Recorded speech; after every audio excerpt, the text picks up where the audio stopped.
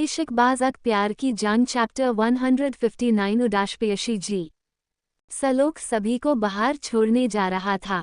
उद्धरण चिन्ह। स्नेहल सलोक से बोली, तू क्यों आ रहा है, जा अपना सामान सेट कर ले। उद्धरण चिन्ह। सलोक रुंधे गले से बोला, दी थोड़ी देर और आप लोगों के साथ रहना चाहता हूँ। उद्धरण चिन्ह। स्नेहल साइड से गले लगा के बोली, अरे रो क्यों रहा है, हम सब यही हैं, तू जब बोलेगा मैं तेरे से मिलने आऊंगी वीकेंड को, तू आर्या के पास जा सकता है, वो तेरे बड़े भाई जैसा है, अगर कुछ भी तुझे परेशान करे न तो मुझे बता सकता है, दीदी से पहले एक दोस्त मानकर बताना, मैं तेरी परेशानी शांत करने की कोशिश करूंगी। उद्धरण चिन्ह। सलोक नाक पोंछ के सुबकते हुए हमें सर हिला दिया था। सब लोग गेट पर पहुंच गए थे। उद्धरण चिन्ह। बाहर टैक्सी खड़ी थी। सलोक सबको गले लगाया और प्रेयसी जी के गले लग के रोने लगा था। प्रेयसी ही का भी दिल भी भारी हो गया था, वो भी रोने लगी थी। उद्धरण चिन्ह। स्नेहल शांत कराकर सलोक को अंदर जाने को कही और प्रेयसी जी को कार में बैठाई। स्नेहल भी कार में बैठ के ड्राइवर को एयरपोर्ट चलने को कही। फिर आर्या को देख के स्माइल कर फ्लाइंग किश करके बाय की। राजीव जी मुस्कुराकर आशीर्वाद दिए। उद्धरण चिन्ह। घंटे भर में वो लोग एयरपोर्ट पहुंचे। एयरपोर्ट पर आर्या पहले से वेट कर रहा था। उद्धरण चिन्ह। स्नेहल टैक्सी उत्तरी की। आर्या झटके से आकर गले लगा लिया और खुशी से चिल्ला के बोला, भाभी माँ। स्नेहल पहले तो डर गई थी, लेकिन आर्या की आवाज सुनकर शांत हुई। वो कान खींच के बोली, बहुत पिटोगे आर्या, ऐसे मत डराओ, कहीं मैं डर से मर गई तो। आज भीड़ से तुम कॉलेज नहीं गए। उद्धरण चिन्ह।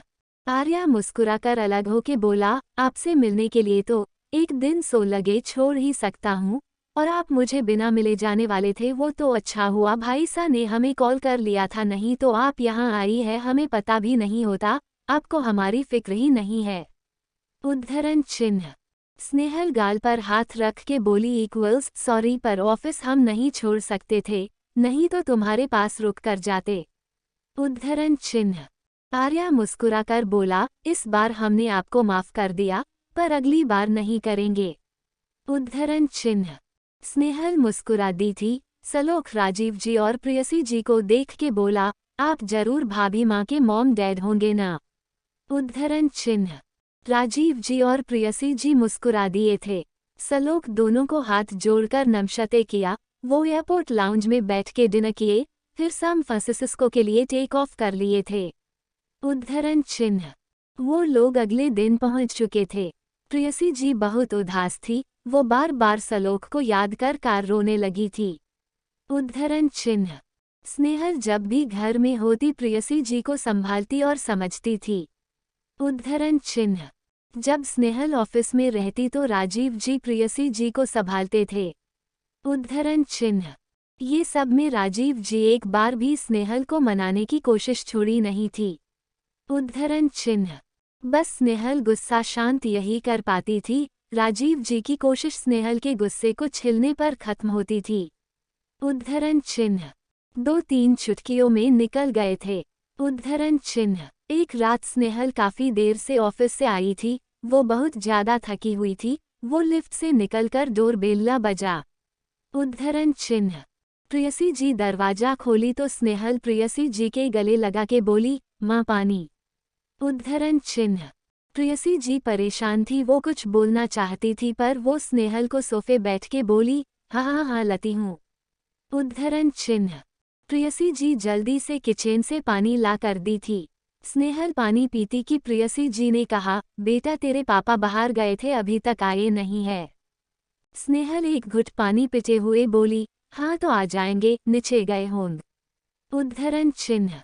प्रेयसी नहीं छटपटाते हुए बोली, नहीं बेटे 2 घंटे से ऊपर हो गए हैं, फोन भी घर में झूठी हुई है, और वो अब मार्केट जाने की बातें कर रहे थे, मुझे बहुत घबराहट हो रही है।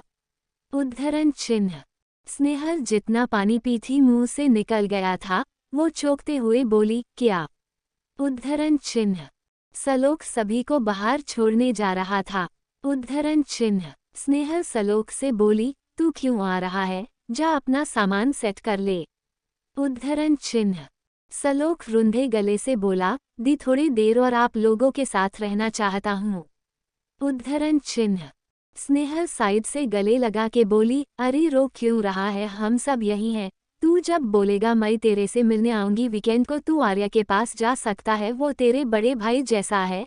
अगर कुछ भी तुझे परेशान करे न तो मुझे बता सकता है, दीदी से पहले एक दोस्त मानकर बताना, मैं तेरी परेशानी शांत करने की कोशिश करूंगी। उद्धरण चिन्ह। सलोख नाक पोंछ के सुबकते हुए हमें सर हिला दिया था। सब लोग गेट पर पहुंच गए थे। उद्धरण चिन्ह। बाहर टैक्सी खड़ी थी। सलोख सबको गले लगाया और प्रेयसी जी के गले लग के रोने लगा था। प्रेयसी ही का भी दिल भी भारी हो गया था, वो भी रोने लगी थी। उद्धरण चिन्ह। स्नेहल शांत कराकर सलोख को अंदर जाने को कही और प्रेयसी जी को कार में बैठाई। स्नेहल भी कार में बैठ के ड्राइवर को एयरपोर्ट चलने को कही। फिर आर्या को देख के स्माइल कर फ्लाइंग किश करके बाय की। राजीव जी मुस्कुराकर आशीर्वाद दिए। उद्धरण चिन्ह। घंटे भर में वो लोग एयरपोर्ट पहुंचे। एयरपोर्ट पर आर्या पहले से वेट कर रहा था। उद्धरण चिन्ह। स्नेहल टैक्सी उत्तरी की। आर्या झटके से आकर गले लगा लिया और खुशी से चिल्ला के बोला, भाभी माँ। स्नेहल पहले तो डर गई थी, लेकिन आर्या की आवाज सुनकर शांत हुई। वो कान खींच के बोली, बहुत पिटोगे आर्या, ऐसे मत डराओ, कहीं मैं डर से मर गई तो। आज भीड़ से तुम कॉलेज नहीं गए। उद्धरण चिन्ह। आर्या मुस्कुराकर अलग होके बोला, आपसे मिलने के लिए तो एक दिन सो लगे छोड़ ही सकता हूँ, और आप मुझे बिना मिले जाने वाले थे, वो तो अच्छा हुआ भाई सा ने हमें कॉल कर लिया था, नहीं तो आप यहाँ आई है हमें पता भी नहीं होता। आपको हमारी फिक्र ही नहीं है। उद्धरण चिन्ह। स्नेहल गाल पर हाथ रख के बोली, इक्वल्स सॉरी पर ऑफिस हम नहीं छोड़ सकते थे, नहीं तो तुम्हारे पास रुक कर जाते। उद्धरण चिन्ह। आर्या मुस्कुराकर बोला, इस बार हमने आपको माफ कर दिया, पर अगली बार नहीं करेंगे। उद्धरण चिन्ह। स्नेहल मुस्कुरा दी थी। सलोख राजीव जी और प्रेयसी जी को देख के बोला, आप जरूर भाभी माँ के मॉम डैड होंगे ना। उद्धरण चिन्ह। राजीव जी और प्रेयसी जी मुस्कुरा दिए थे। सलोख दोनों को हाथ जोड़कर नमस्ते किया। वो एयरपोर्ट लाउंज में बैठ के डिनर किए, फिर सैन फ्रांसिस्को के लिए टेक ऑफ कर लिए थे। उद्धरण चिन्ह। वो लोग अगले दिन पहुंच चुके थे। प्रेयसी जी बहुत उदास थी, वो बार बार सलोख को याद कर रोने लगी थी। उद्धरण चिन्ह। स्नेहल जब भी घर में होती प्रेयसी जी को संभालती और समझती थी। उद्धरण चिन्ह। जब स्नेहल ऑफिस में रहती तो राजीव जी प्रेयसी जी को संभालते थे। उद्धरण चिन्ह। ये सब में राजीव जी एक बार भी स्नेहल को मनाने की कोशिश छोड़ी नहीं थी। उद्धरण चिन्ह। बस स्नेहल गुस्सा शांत यही कर पाती थी। राजीव जी की कोशिश स्नेहल के गुस्से को छिलने पर खत्म होती थी। उद्धरण चिन्ह। 2-3 चुटकियों में निकल गए थे। उद्धरण चिन्ह। एक रात स्नेहल काफी देर से ऑफिस से आई थी। वो बहुत ज्यादा थकी हुई थी। वो लिफ्ट से निकलकर डोरबेल बजा। उद्धरण चिन्ह। प्रेयसी जी दरवाजा खोली तो स्नेहल प्रेयसी जी के गले लगा के बोली, माँ पानी। उद्धरण चिन्ह। प्रेयसी जी परेशान थी, वो कुछ बोलना चाहती थी पर वो स्नेहल को सोफे बैठ के बोली, हाँ लाती हूँ। उद्धरण चिन्ह। प्रेयसी जी जल्दी से किचन से पानी ला कर दी थी। स्नेहल पानी पीती कि प्रेयसी जी ने कहा, बेटा तेरे पापा बाहर गए थे, अभी तक आए नहीं है। स्नेहल एक घुट पानी पीते हुए बोली, हाँ तो आ जाएंगे, नीचे गए होंगे। उद्धरण चिन्ह। प्रेयसी नहीं छटपटाते हुए बोली, नहीं बेटे 2 घंटे से ऊपर हो गए हैं, फोन भी घर में झूठी हुई है, और वो अब मार्केट जाने की बातें कर रहे थे, मुझे बहुत घबराहट हो रही है। उद्धरण चिन्ह। स्नेहल जितना पानी पी थी मुंह से निकल गया था, वो चौंकते हुए बोली, क्या? उद्धरण चिन्ह। 160 छोटी सी एक्सीडेंट। छोटी सी एक्सीडेंट। स्नेहल पानी का ग्लास टेबल पर रख के बोली, क्या आपने उन्हें निकलने क्यों दिया, और मुझे फोन करके तो बताती, उन्होंने कुछ बताया वो कहाँ गए हैं? प्रेयसी जी घबराते हुए बोली, हाँ वो कह रहे थे पास में जो मार्केट होगी वहीं जाएंगे, मुझे बहुत घबराहट हो रही है, अनजान शहर है कैसे। स्नेहल हाथ सहलाते हुए बोली, अच्छा घबराओ नहीं, मैं देखती हूँ, अगर वो घर आ जाए तो मुझे कॉल कर देना, और प्लीज घर से बाहर नहीं जाना मम्मा।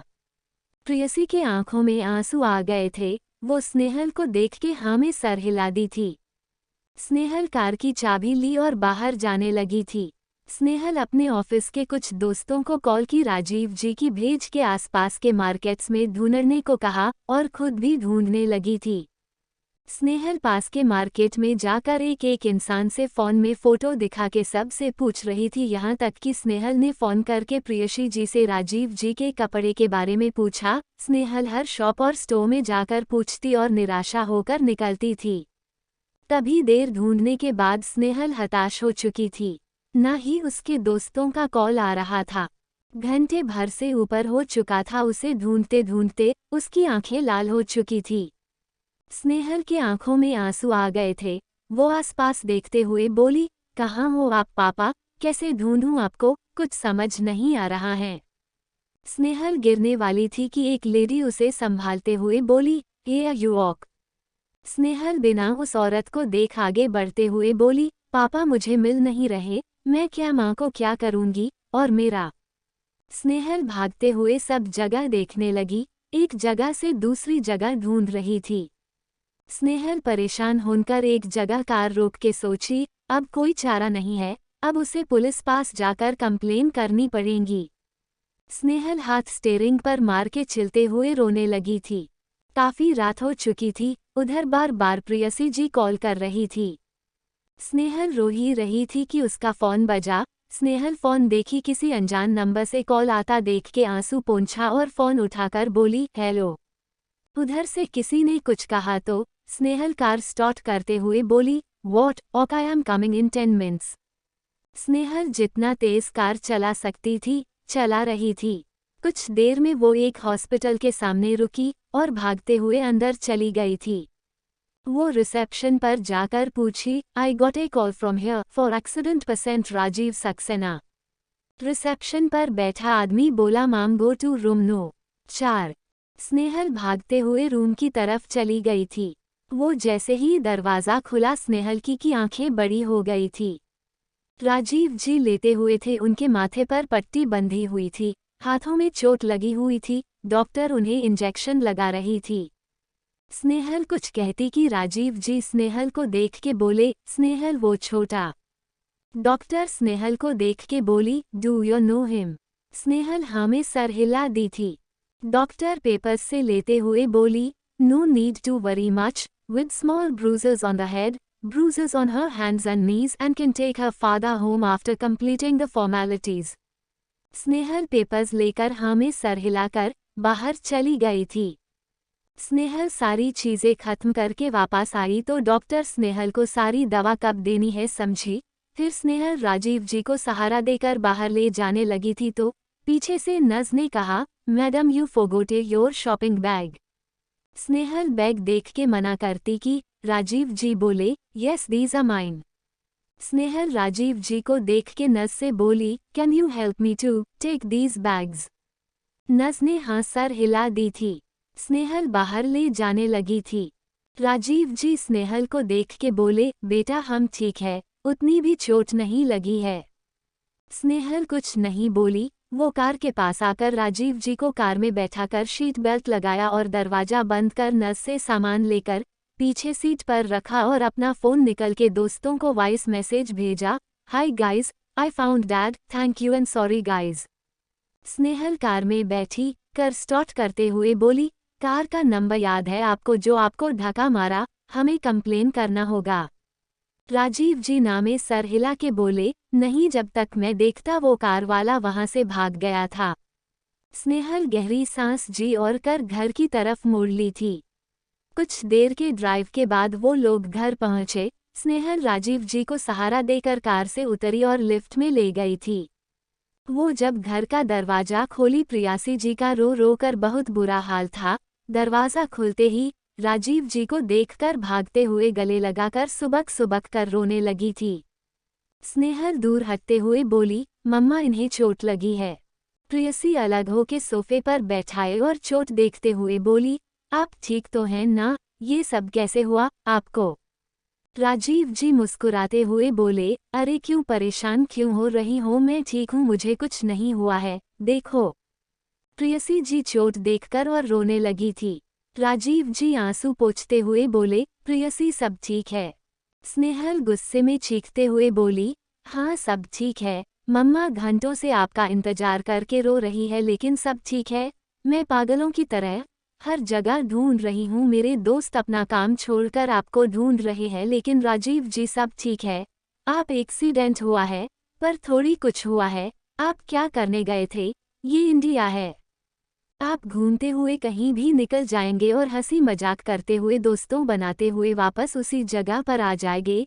कुछ चाहिए था तो मुझे बोल देते, मैं ले आती, लेकिन नहीं, आपको अकेले मार्केट जाना है, यहाँ सब्जी मंडी नहीं लगती है, को आप तुरंत गए और आ गए। आपको जाना ही था तो एक बार इन्फॉर्म नहीं करना चाहिए था, मम्मा या मुझे। फोन घर में छोड़ने के लिए होता है। आपको जरा सा भी अंदाजा आज आपके साथ कुछ हो जाता तो मम्मा और श्लोक का क्या होता, और मेर। स्नेहल बोलते हुए अटक गई थी। स्नेहल सर पकड़ते हुए बोली, आपको कुछ भी बोलने का मतलब ही नहीं बनता है। एक बार बगल में बैठी औरत को ही देख लीजिए क्या हालत हो गई है। स्नेहल गुस्से में अपने कमरे में जाने लगी थी। प्रेयसी जी पीछे से स्नेहल के पास आते हुए बोली, स्नेहल बेटा मेरी बात तो सुन। स्नेहल एक भी नहीं सुनी, वो रूम में जाकर दरवाजा कस के पटक के बंद कर लिया था। राजीव जी भी सर झुका के सहारा लेते हुए उठते हुए बोले, कुछ ज्यादा ही परेशान। प्रेयसी जी राजीव जी को पकड़ते हुए बोली, आप खड़े क्यों हो गए? आपको बैठना चाहिए, आपको आराम करना चाहिए। प्रेयसी जी राजीव जी को रूम में ले गई थी। 161 माफ करना, माफ करना। प्रेयसी जी पीछे से स्नेहल के पास आते हुए बोली, स्नेहल बेटा मेरी बात तो सुन। स्नेहल एक भी नहीं सुनी, वो रूम में जाकर दरवाजा कस के पटक के बंद कर लिया था। राजीव जी भी सर झुका के सहारा लेते हुए उठते हुए बोले, कुछ ज्यादा ही परेशान। प्रेयसी जी राजीव जी को पकड़ते हुए बोली, आप खड़े क्यों हो गए? आपको बैठना चाहिए, आपको आराम करना चाहिए। प्रेयसी जी राजीव जी को रूम में ले गई थी। स्नेहल रूम में जाकर चेहरा ढक के बैठ गई थी। उद्धरण चिन्ह। स्नेहल अपने आप को संत करने की कोशिश कर रही थी। तभी अर्धांश की कॉल आई। स्नेहल फोन देखी, फिर दीवार पर लगी घड़ी देख के फोन उठा ली थी। उद्धरण चिन्ह। स्नेहल अपनी सैंडल उतारते हुए बोली, नींद नहीं आई या जल्दी उठ गए हो आप? उद्धरण चिन्ह। अर्धांश स्नेहल की आवाज सुनकर मुस्कुराते हुए बोला, हमें सपना आया हमारी बीवी परेशान है इसलिए जल्दी नींद खुल गई तो सोचा अपनी बीवी की खोज खबर ले लूं, आज का दिन कैसा रहा? उद्धरण चिन्ह। स्नेहल मुस्कुराते हुए बोली, अच्छा आपको सपने भी मेरे आते हैं? हुक्म सा आपके मुंह से ऐसे चीजी लाइन्स अच्छे नहीं लगते। चा चोरो दादी सा कैसी हैं? उद्धरण चिन्ह। अर्धांश ने कहा, दादी सा ठीक है, आपको बहुत याद करती हैं, आपसे मिलना चाहती है, हमसे हर दिन पूछती है आप कब आएगी, पर हमने कहा है अब तो आप आएगी तो घर दादी सा की बहू बनकर आएंगी। उद्धरण चिन्ह। स्नेहल बेड पर लेटते हुए बोली, मैं भी दादी सा को बहुत मिस करती हूँ, वो मुझे कितनी प्यारी बातें बताया करती थी, बिल्कुल माँ जैसा प्यार किया है मुझे। टीम के अप डाउन के वजह से कॉल ही नहीं कर पाती हूँ। उद्धरण चिन्ह।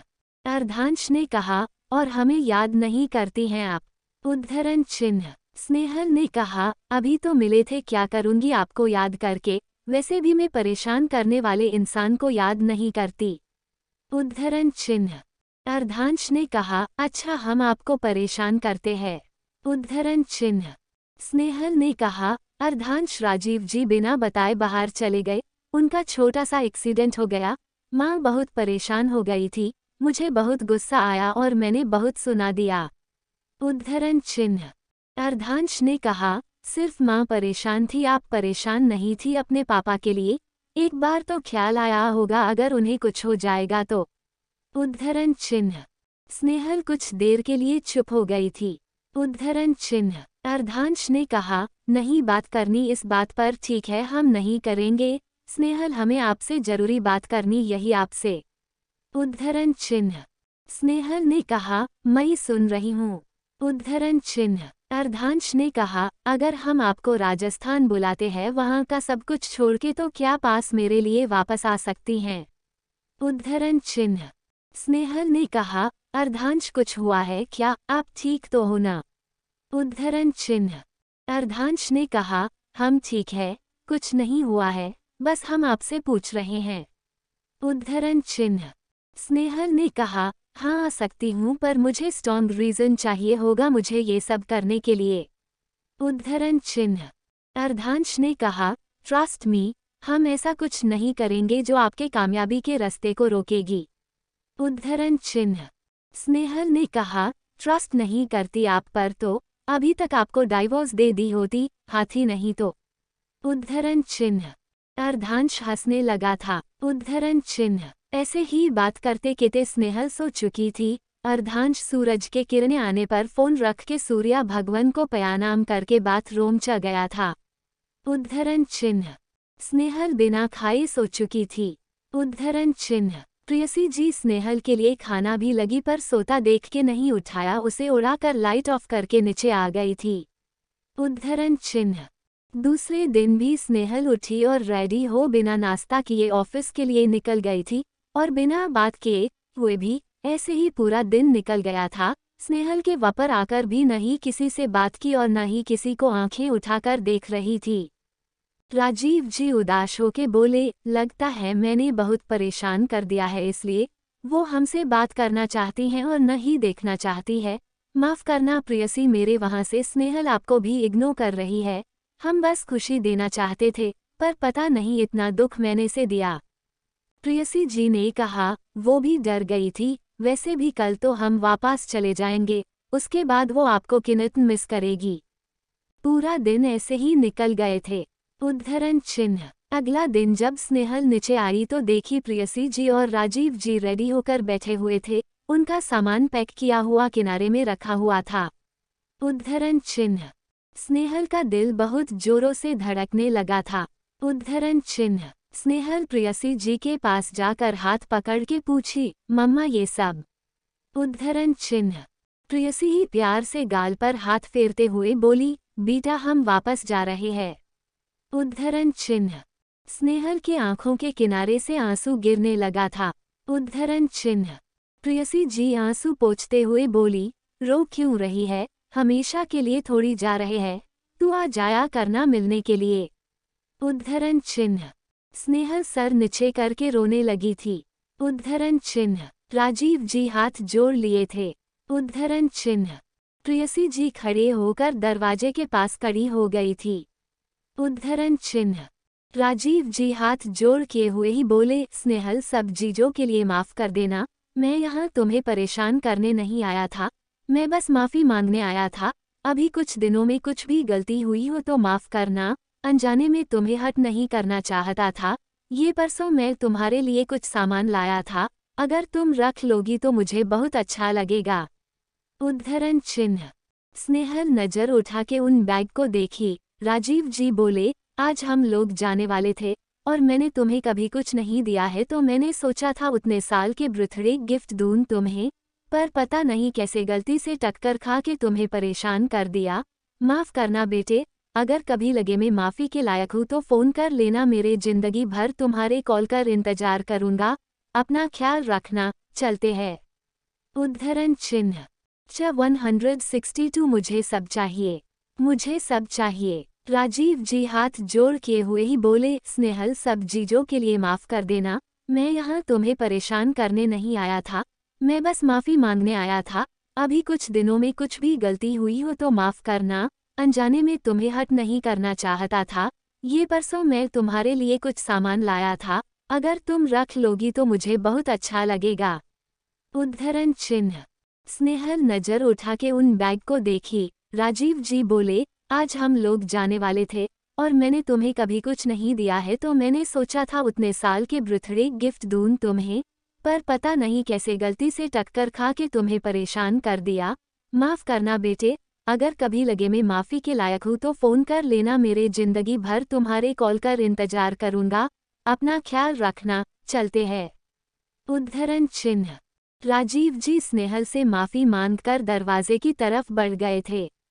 स्नेहल की आंखों से झर-झर आंसू बह रहे थे।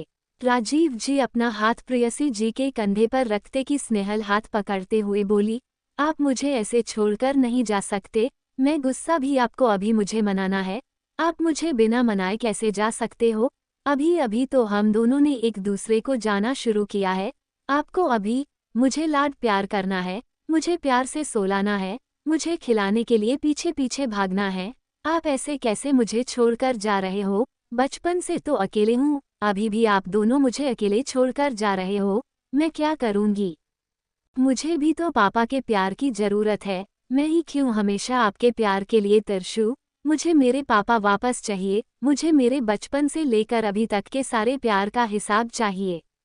स्नेहल रोते हुए बोली, आपके पास हमेशा मेरे प्यार के लिए कमी क्यों हो जाती है?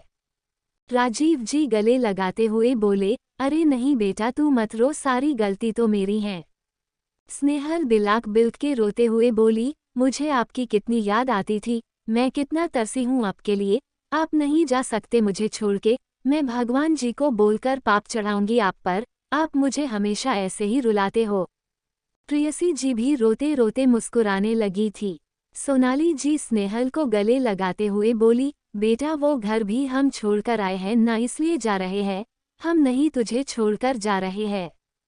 स्नेहल अलग होके सिसकते हुए बोली, ये भी घर तो आपका ही है, मैं कमा भी तो आप लोग के लिए रही हूँ, प्रमोशन में इतना बड़ा घर ही क्यों मिला है क्योंकि फैमिली के साथ रह सकूं, मैं थोड़ा सा गुस्सा क्या हुई, आप लोग मुझे ऐसे छोड़कर जाने लगे थे। राजीव जी नामे सर हिला के बोले, ऐसा बात नहीं है, बस हम बोझ नहीं। स्नेहल गुस्से में बोली, मम्मा क्या मैं आपके लिए बोझ थी? प्रेयसी जी नामे सर हिला दी थी। स्नेहल घूरते हुए बोली, तो आप लोग कैसे मेरे लिए बोझ हो सकते हो? मुझे तो और खुशी से होगी कि मेरे ऑफिस से आने के बाद कोई मेरा इंतजार कर, मम्मा मुझे प्यार से खाना खिलाया। राजीव जी ने कहा, पर स्नेहल राजीव जी को देखकर रोते हुए बोली, ठीक जाओ, चले जाओ यहाँ से, पर इसके बाद में कभी आपसे बात नहीं करूँगी, ना ही कभी आपके पास आऊँगी। राजीव जी गले लगा के बोले, मैं डर गया, अब कभी छोड़कर नहीं जाऊँगा, हमेशा अपनी बेटी का ख्याल रखूँगा, प्रेयसी बैग अंदर रख दीजिए। स्नेहल सिसकते हुए बोली, पर मैं अभी अभी गुस्सा हूँ, आप अभी भी मुझे मनाओगे? उस दिन मैं कितना डर गई थी, आपको बिना बताए मुझे नहीं जाना चाहिए था, उस दिन आपको कुछ हो जाता तो मैं अपने आप को कभी माफ़ नहीं कर पाती, मैं हमेशा चाहती थी मेरे पापा मुझे ऐसे गले लगाए। राजीव जी आंखों के किनारे से आंसू पोंछ के बोले, कुछ चीज़ें मैंने गलत सीख ली थी, तुम्हारी मम्मी बताती रही मैं गलत हूँ लेकिन मेरे अकल पर तो पत्थर पड़े हुए थे, मैं चाहूँगा कि तुम मुझे माफ़ी का मौका दो, जब तुम्हें लगे कि हाँ मैं काबिल हूँ तुम्हारी माफ़ी का तभी माफ़ करना। स्नेहल कुछ नहीं कही, वो बस सिसक और हिचक कर रो रही थी। प्रेयसी जी मुस्कुराते हुए बोली, बस भी करो, कितना रोएगी, इंडिया की नदी यहाँ से बहानी है क्या? स्नेहल प्रेयसी जी को गले लगा के बोली, आप लोग छोड़कर जा रहे थे इसलिए तो रो रही थी। प्रेयसी जी प्यार से बोली, अब तो नहीं जा रहे हैं, इसलिए शांत हो जा और खुश रहा कर। स्नेहल का अलार्म बजने लगा था। स्नेहल झटकते से अलग होके बोली, हे भगवान जी मैं तो ऑफिस के लिए लेट हो गई। राजीव जी कंधा थपथपाते हुए बोले, जाओ जाओ गेट रेडी, हम नहीं जा रहे हैं, हमसे बाद के भी मिल सकते हैं, पर ऑफिस इज इम्पोर्टेंट। स्नेहल हाथ आगे करते हुए बोली, भगवान जी वाला प्रॉमिस करो, नहीं जाओगे। दोनों हाथ स्नेहल के हाथ पर रख दिए थे। स्नेहल खुश हो गई थी। स्नेहल थोड़े देर के लिए हाथों को गले लगा ली थी। वो भागते हुए रूम में चली गई थी। राजीव जी प्रेयसी जी को गले लगा के रो पड़े थे।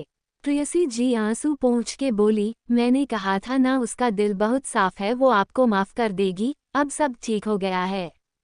राजीव जी हाँ में सर हिला दिया थे।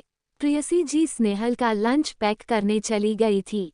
स्नेहल कुछ देर में बैग लेकर भागते हुए नीचे आई और कार की चाबी उठाकर बाहर जाते हुए बोली, जा रही हूँ।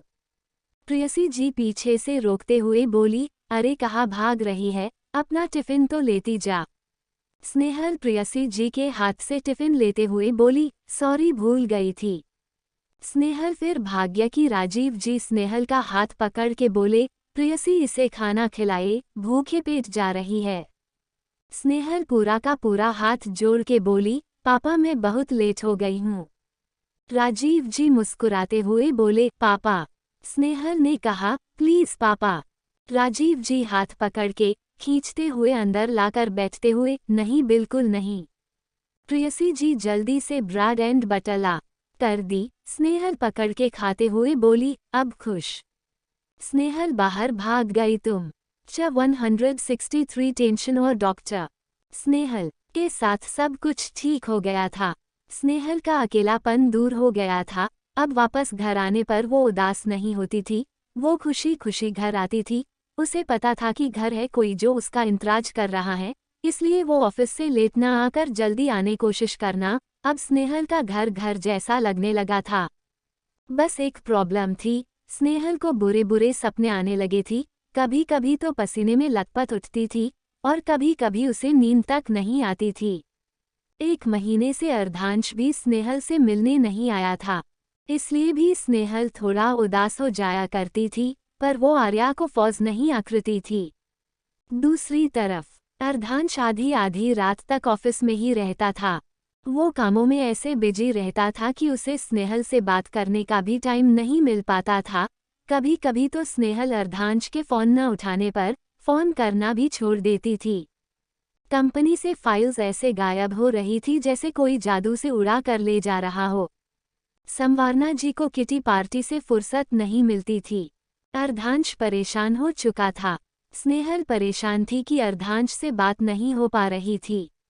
स्नेहल अपने अजीब अजीब सपनों से भी परेशान थी। स्नेहल रेडी होकर बाहर जा रही थी कि प्रेयसी जी टोकी, बेटा संडे है, आज छुट्टी है तेरी, तू कहाँ जा रही है? उद्धरण चिन्ह। स्नेहल फोन देखते हुए बोली, ओहो सॉरी माँ, मैं बताना भूल गई, आज के लिए मैंने डॉक्टर से अपॉइंटमेंट ली थी। राजीव जी स्नेहल के पास आकर बोले, तुम ठीक हो, क्या हो गया है? स्नेहल मुस्कुराकर बोली, कुछ नहीं पापा, बस मैं थोड़ी देर में आती हूँ, फिर हम घूमने चलेंगे। प्रेयसी रोकते हुए बोली, सुन कहीं तू। स्नेहल आंखें छोटी करते हुए बोली, क्या मैं? प्रेयसी पास आकर स्नेहल का हाथ पकड़ के बोली, खुश खबरी तो नहीं है ना जो? स्नेहल सर पकड़ के बोली, अरे माँ ऐसी बात नहीं है, प्रेग्नेंट नहीं हूँ, बस मैं दिमागी डॉक्टर के पास जा रही हूँ, मैं रातों के सपने से डर के उठ जाती हूँ। राजीव सर पर हाथ रख के बोले, कैसे सपने आ रहे हैं, ये बात पहले क्यों नहीं बताई, और अकेले क्यों जा रही हो? मैं चलता हूँ तेरे साथ। स्नेहल ने गहरी सांस लेकर बोली, अरे कितने सवाल करते हो आप दोनों, ठीक हूँ, मैं बीमार नहीं हूँ। प्रेयसी जी गुस्सा करते हुए बोली, कह दिया ना चल रहे हैं तो चल रहे हैं, बस बात खत्म तो खत्म। स्नेहल सोफे पर बैठते हुए बोली, जल्दी रेडी होकर आओ। स्नेहल फोन से नितिन को कॉल लगाई। 1-2 रिंग में नितिन फोन उठा के बोला, हेलो माम, कैसे हैं आप? स्नेहल ने कहा, नितिन अर्धांश कहाँ है, वो ठीक तो है ना? नितिन ने कहा, माम सर तो मीटिंग में है, क्या मैं बाकी बात करा दूं? स्नेहल ने कहा, नहीं नहीं, परेशान नहीं करो उन्हें, ख्याल रखना उनका। प्रेयसी जी रूम से बाहर आते हुए बोली, चलो बेटा डॉक्टर के पास, मैं रेडी हो गई। नितिन स्नेहल से पूछा, डॉक्टर सब ठीक है ना? अंकल आंटी तो ठीक है ना? स्नेहल ने कहा, हाँ वो लोग ठीक है, बस मुझे डॉक्टर से चेकअप करना थे। चलो अर्धांश फ्री हो तो बात कराना मेरी, फोन रखती हूँ मैं। स्नेहल दोनों के साथ लेकर डॉक्टर के पास चली गई थी। नितिन मीटिंग रूम में जाकर एक्सक्यूज करते हुए उसके पास जाके कान में बोला, सर शायद स्नेहल माम बीमार है, वो डॉक्टर के पास चेसिपी के लिए जा रही थी। अर्धांश चौंकते हुए बोला, व्हाट? संवारना जी आज के मीटिंग में शामिल थी, वो ऐसे चिल्लाते हुए देखकर बोली, अर्धांश क्या हुआ? अर्धांश चाय से उठते हुए बोला, सॉरी गाइज बट हमें निकालना होगा, अभी की मीटिंग नितिन संभालेंगे। संवारना जी कुछ कहती कि अर्धांश एक्सूस करके वहां से निकल गया था। नितिन संवारना जी को देखा और पेंडिंग मीटिंग शुरू कर दी थी कि आगे वो कुछ बोल ना पाए। स्नेहल कार चला रही थी, तभी अर्धांश का कॉल आया। स्नेहल कार साइड लगा के कॉल रिसीव करके बोली, हेलो। अर्धांश भी कार में था। वो एयरपोर्ट के लिए निकल वो कार में बैठा हुए था। स्नेहल के फोन उठाने पर बोला, why you don't tell me. Snehal confuse होके बोली, मैंने क्या नहीं बताया, फोन में नहीं आप नहीं उठाते हो। अर्धांश ने कहा, इसके बारे में हम बाद में बात करेंगे, पहले बताया आप बीमार है, आपने बताया क्यों नहीं हमें। स्नेहल सर स्ट्रिंग पर सर मारते हुए बोली, नितिन ने बताया। अरे बीमार नहीं हूँ, बस डॉक्टर के पास जा रही हूँ चेकअप के लिए। अर्धांश ने कहा, हम आ रहे हैं। स्नेहल कुछ कहती ही अर्धांश फोन कट कर चुका था। स्नेहल बड़बड़ाते हुए बोली, सब मिलकर मुझे पागल बना रहे हैं। राजीव जी पूछे, क्या होगा, क्यों गुस्सा हो रही है। स्नेहल मुंह हेट के बोली, कुछ नहीं, सब मुझे ही बोलते हैं। प्रेयसी जी ने कहा, दामाद जी से गुस्सा क्यों है।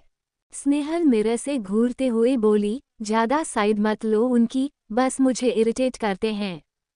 प्रेयसी जी मुंह बना के बोली, खुद कुछ की होगी और खुद ही मुंह बना कर बैठी है। स्नेहल प्रेयसी जी को मुंह खोल के देख रही थी। राजीव जी मुंह दबाकर हंस रहे थे। स्नेहल कुछ देर में हॉस्पिटल पहुंची, डॉक्टर को अपनी प्रॉब्लम बताकर अपना चेकअप कराई। थोड़ी बहुत थेरेपी के बाद वो फ्री हुई। डॉक्टर ने कुछ मेडिसिन दी। राजीव जी पूरी जानकारी ले रहे थे डॉक्टर से। सारी जानकारी लेने के बाद मेडिसिन का स्लिप लेकर आगे आगे जाने लगे थे। स्नेहल ये देख के मुस्कुराने लगी थी। स्नेहल पीछे से जाकर गले लगाते हुए बोली, पापा आई लव यू। राजीव जी मुस्कुरा दिए थे। हॉस्पिटल से छुट्टी होकर स्नेहल दोनों को घुमाने ले गई थी। डिनर करके देर रात घर आए थे। स्नेहल राजीव जी और प्रेयसी जी से बोली, काफी रात हो गई है, जाए चेंज करके आप दोनों सो जाओ, गुड नाइट। दोनों गुड नाइट बोलकर रूम में चले गए थे। स्नेहल भी रूम में जाने लगी थी कि उसका फोन बजने लगा था। स्नेहल फोन उठा के बोली, आज कुछ ज्यादा ही फोन नहीं कर रहे हो आप, ऐसे तो फुर्सत नहीं होती आपके पास। अर्धांश दूसरी तरफ से कहा, open the door. Snehal shock होके बोली, आप सच में आए हो। स्नेहल झटके से पीछे मुड़ के नीचे भाग गई थी। 164 कुछ वैक्ट, 164 कुछ वैक्ट। स्नेहल राजीव जी और प्रेयसी जी से बोली, काफी रात हो गई है, जाए चेंज करके आप दोनों सो जाओ, गुड नाइट। दोनों गुड नाइट बोलकर रूम में चले गए थे। स्नेहल भी रूम में जाने लगी थी कि उसका फोन बजने लगा था। स्नेहल फोन उठा के बोली, आज कुछ ज्यादा ही फोन नहीं कर रहे हो आप, ऐसे तो फुर्सत नहीं होती आपके पास। अर्धांश दूसरी तरफ से कहा, open the door. Snehal shock होके बोली, आप सच में आए हो। स्नेहल झटके से पीछे मुड़ के नीचे भाग। स्नेहल मैन गेट खोली तो सामने अर्धांश था। स्नेहल झटके से गले लगा ली थी। अर्धांश मुस्कुरा दिया था। अर्धांश स्नेहल का चेहरा ऊपर करके बोला, आपने हमें डरा दिया। स्नेहल घूरते हुए बोली, और आप मेरी जान निकल रहे हो महीने से कम बिजी हूँ, इतना होने के लिए ही फोन उठा लेते। मुझे अब पता चला जब रोहित कृषा का नहीं उठाया था तो उसे कैसा लगता था। अर्धांश कमर से उठाते हुए बोला, miss you so much, sorry for everything. Snehal गले में अपना चेहरा छुपा के बोली, इट्स हर्ट्स, बस रोना बचा था। How dare to do this to me, I hate you. Ardhansh मुस्कुराकर बोला, हमसे नफरत भी करती हैं आप और गले भी हमें ही लगा रही है, लगता है आपका दिल सही जवाब नहीं दे रहा है। स्नेहल अपनी आंखें बंद कर ली थी। अर्धांश वैसे ही कमर उठाकर अंदर लाया, फिर मैन डोर करके बोला, अब हमें बताएं क्या हुआ है आपको, हम आपको ऐसे परेशान नहीं देख सकते हैं। स्नेहल हाथों से अर्धांश के गालों पर रख के बोली, थक गए हो आप। अर्धांश होठों को चूमते हुए बोला, हमारी बातें क्यों बदल रही हैं। स्नेहल अर्धांश के आंखों में देखते हुए बोली, आप पहले मुझे बता दो क्या हुआ है, फिर मैं भी बता दूंगी, मुझे भी हक है जानने का। अर्धांश मैं ये नहीं कह रही कि आप मुझे अपनी दुनिया में पूरा इन्वॉल्व कर लो, पर इतना तो जान सकती हूँ कि आप परेशान क्यों हो। अर्धांश मुस्कुराकर स्नेहल के होठों पर उंगली रख के बोला, शी कॉफी पीकर बात करें। स्नेहल मुस्कुरा हाँ में हिला दी थी। अर्धांश घर देखते हुए बोला, माँ स्नेहल सर पर मरते हुए बोली, ओह हाँ बुलाती हूँ। अर्धांश हाथ पकड़ के रोकते हुए बोला, स्नेहल सोने चले गए हैं तो आप क्यों जा रही हैं उन्हें उठाने, आप हमारे साथ रहे। स्नेहल अर्धांश के करीब आकर बालों को ठीक करते हुए बोली, रूम में जाओ मैं कॉफी लाती हूँ। अर्धांश रूम में चला गया था। कुछ देर में स्नेहल ऊपर आई। अर्धांश बाथरूम से निकला, स्नेहल को देख के मुस्कुराया। स्नेहल बेड थपथपाते हुए इशारा किया। अर्धांश टॉवल रख के बेड पर बैठ गया था। स्नेहल क्यूट सा फेस बना के अर्धांश के गोद में बैठ के बोली, काडल काडल अच्छे से करना है।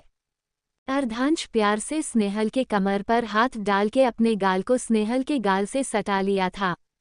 स्नेहल खिलखिला के हंसते हुए बोली, गुदगुदी हो रही है, पहले कॉफी पी लो और ये सैंडविच खो।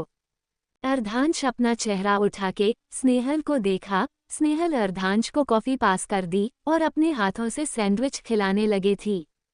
अर्धांश स्नेहल को देखते हुए बोला, स्नेहल हम परेशान हैं पर अपने काम से नहीं, हम जो सोचे नहीं थे वो हो रहा, हम सिर्फ जाना चाहते हैं, ऐसा क्यों किया जा रहा है। स्नेहल अर्धांश के चेहरे को देखते हुए बोली, क्या मुझे वेट करना होगा जानने के लिए। अर्धांश पलके झपका के बोला, हम अपने तरफ से संभलने की कोशिश कर रहे हैं, हम जल्द बताएंगे। स्नेहल हाथों पर हाथ रख के बोली, अगर ना संभले तो मुझे बुला लेना, आग लगा दूंगी मैं अपने टैलेंट से। अर्धांश मुस्कुराकर हमें सर हिला दिया था। अर्धांश प्यार से गले लगा के बोला, कॉल ना उठाऊं या ज्यादा बात ना हो पाए तो परेशान मत होना, आई प्रॉमिस अगर बात नहीं कर पाया तो एक मैसेज जरूर से ड्रॉप कर देंगे, और सॉरी अगर हम आगे आने वाले समय में आपने मिल नहीं पाऊं। स्नेहल अलग होके बोली, आपकी बीवी अब इतना कमाती है कि महीने में 2-3 बार तो इंडिया आ ही सकती हूँ, और हम लोग बॉयफ्रेंड गर्लफ्रेंड की तरह छुप छुप के मिलेंगे, कितना मजा आएगा ना। स्नेहल और अर्धांश खिलखिला के हंसने लगे थे। अर्धांश साइड टेबल पर रखे रिपोर्ट को देख के बोला, अब आप हग कर ले मुझे और हमें अपना रिपोर्ट पढ़े दे। स्नेहल गले लगाते हुए बोली, कुछ नहीं हुआ है, डॉक्टर स्ट्रेस लेने से मना किया है, ज्यादा बातें सोचने से भी मना किया है, नींद पूरी लेने को कहा है। अर्धांश सर थपथपाते हुए बोला, हाँ संकी अब चुप हो जाए, हम पढ़ ले। स्नेहल मुंह बना के बोली, नहीं हूँ मैं संकी। अर्धांश कभी देर तक स्नेहल से पूछता रहा, समझाता रहा। दोनों वैसे ही बातें करते करते सो चुके थे। नेक्स्ट डे दोनों की नींद अनकंफर्टेबल पोजीशन सोने के करना खुली थी। स्नेहल नींद में बोली, अच्छे से सो जाए। अर्धांश टाइम देखते हुए बोला, हमें एयरपोर्ट के लिए निकलना है। स्नेहल चौंक के आंखें खोल के बोली, क्या अभी। अर्धांश मुस्कुराकर स्नेहल को करीब किया और लेट के बोला, कुछ टाइम है हमारे पास। स्नेहल अर्धांश की तरफ मुड़ते हुए बोली, सच्ची आप चले जाओगे। अर्धांश आंखें बंद किए हुए बोला, close your eyes and sleep. Snehal ने कहा, आप बस इतनी दूर, सिर्फ तबीयत बिगड़ी इसलिए आए थे। अर्धांश हाँ में सर हिला के बोला, और आपको अपनी आंखों से देखना भी था।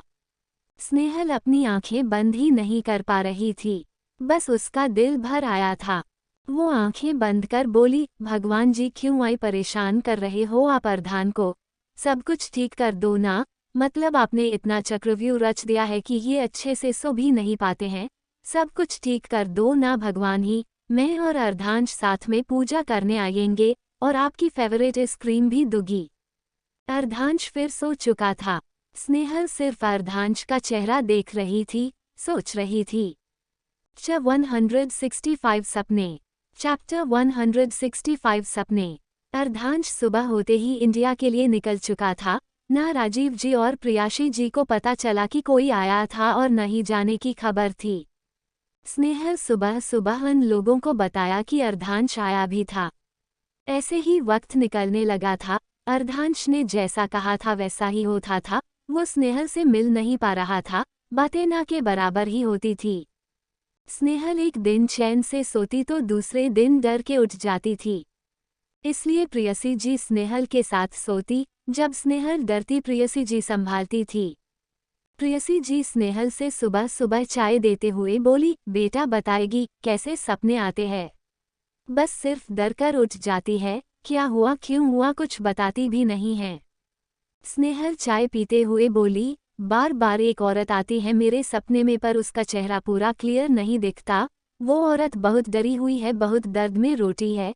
कभी कभी तो मुझे लगा आप हो, पर नहीं, वो कोई और है। उद्धरण चिन्ह।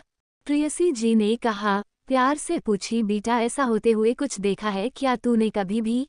कहते हैं कभी कभी सपने भी वही देखते हैं जो हमें आने वाली जिंदगी और पिछले जन्म में हो गया हो या होने वाला हो। उद्धरण चिन्ह। स्नेहल घूरते हुए बोली, यार मम्मा डराओ नहीं, ऐसे ही नींद की माँ बेहन एक हो के बैंड बजाए हुआ है और आप है कि पास्ट और फ्यूचर बताकर डरा रही हैं। यार मैं नहीं विश्वास करती हूँ। उद्धरण चिन्ह। प्रेयसी जी स्नेहल के सर पर मरते हुए बोली, पहले तो अपनी लैंग्वेज सुधार, तेरी बातों से लगता है हर वक्त गली ही निकलती होगी। कम से कम दामाद जी से तो सीख ले। पागल लड़की, बाहर रह कर बिगड़ गई है, माँ के सामने भी शुरू हो जाती है। उद्धरण चिन्ह। स्नेहल मुंह बनाकर सर सहलाते हुए बोली, मम्मा चोट लगी मुझे, मैं बड़ी हो गई हूँ, अब अभी भी मुझे मरते हो। अपने दामाद से मुझे कंपाया मत करो।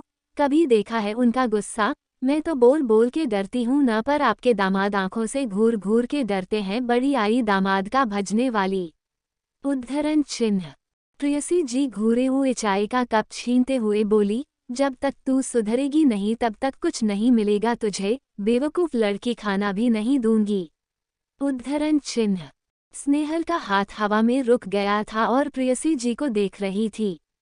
स्नेहल आंखें छोटी करते हुए बोली, मम्मा ऐसा थोड़ी न होता है, वापस दे दो मुझे, मैं बेटी हूँ तुम्हारी और बीमार भी। उद्धरण चिन्ह। प्रेयसी जी किचन में जाते हुए बोली, नहीं दूंगी, जा। उद्धरण चिन्ह। राजीव जी बाहर से घर में घुसते हुए बोले, अरे भाई क्या नहीं देंगी प्रेयसी?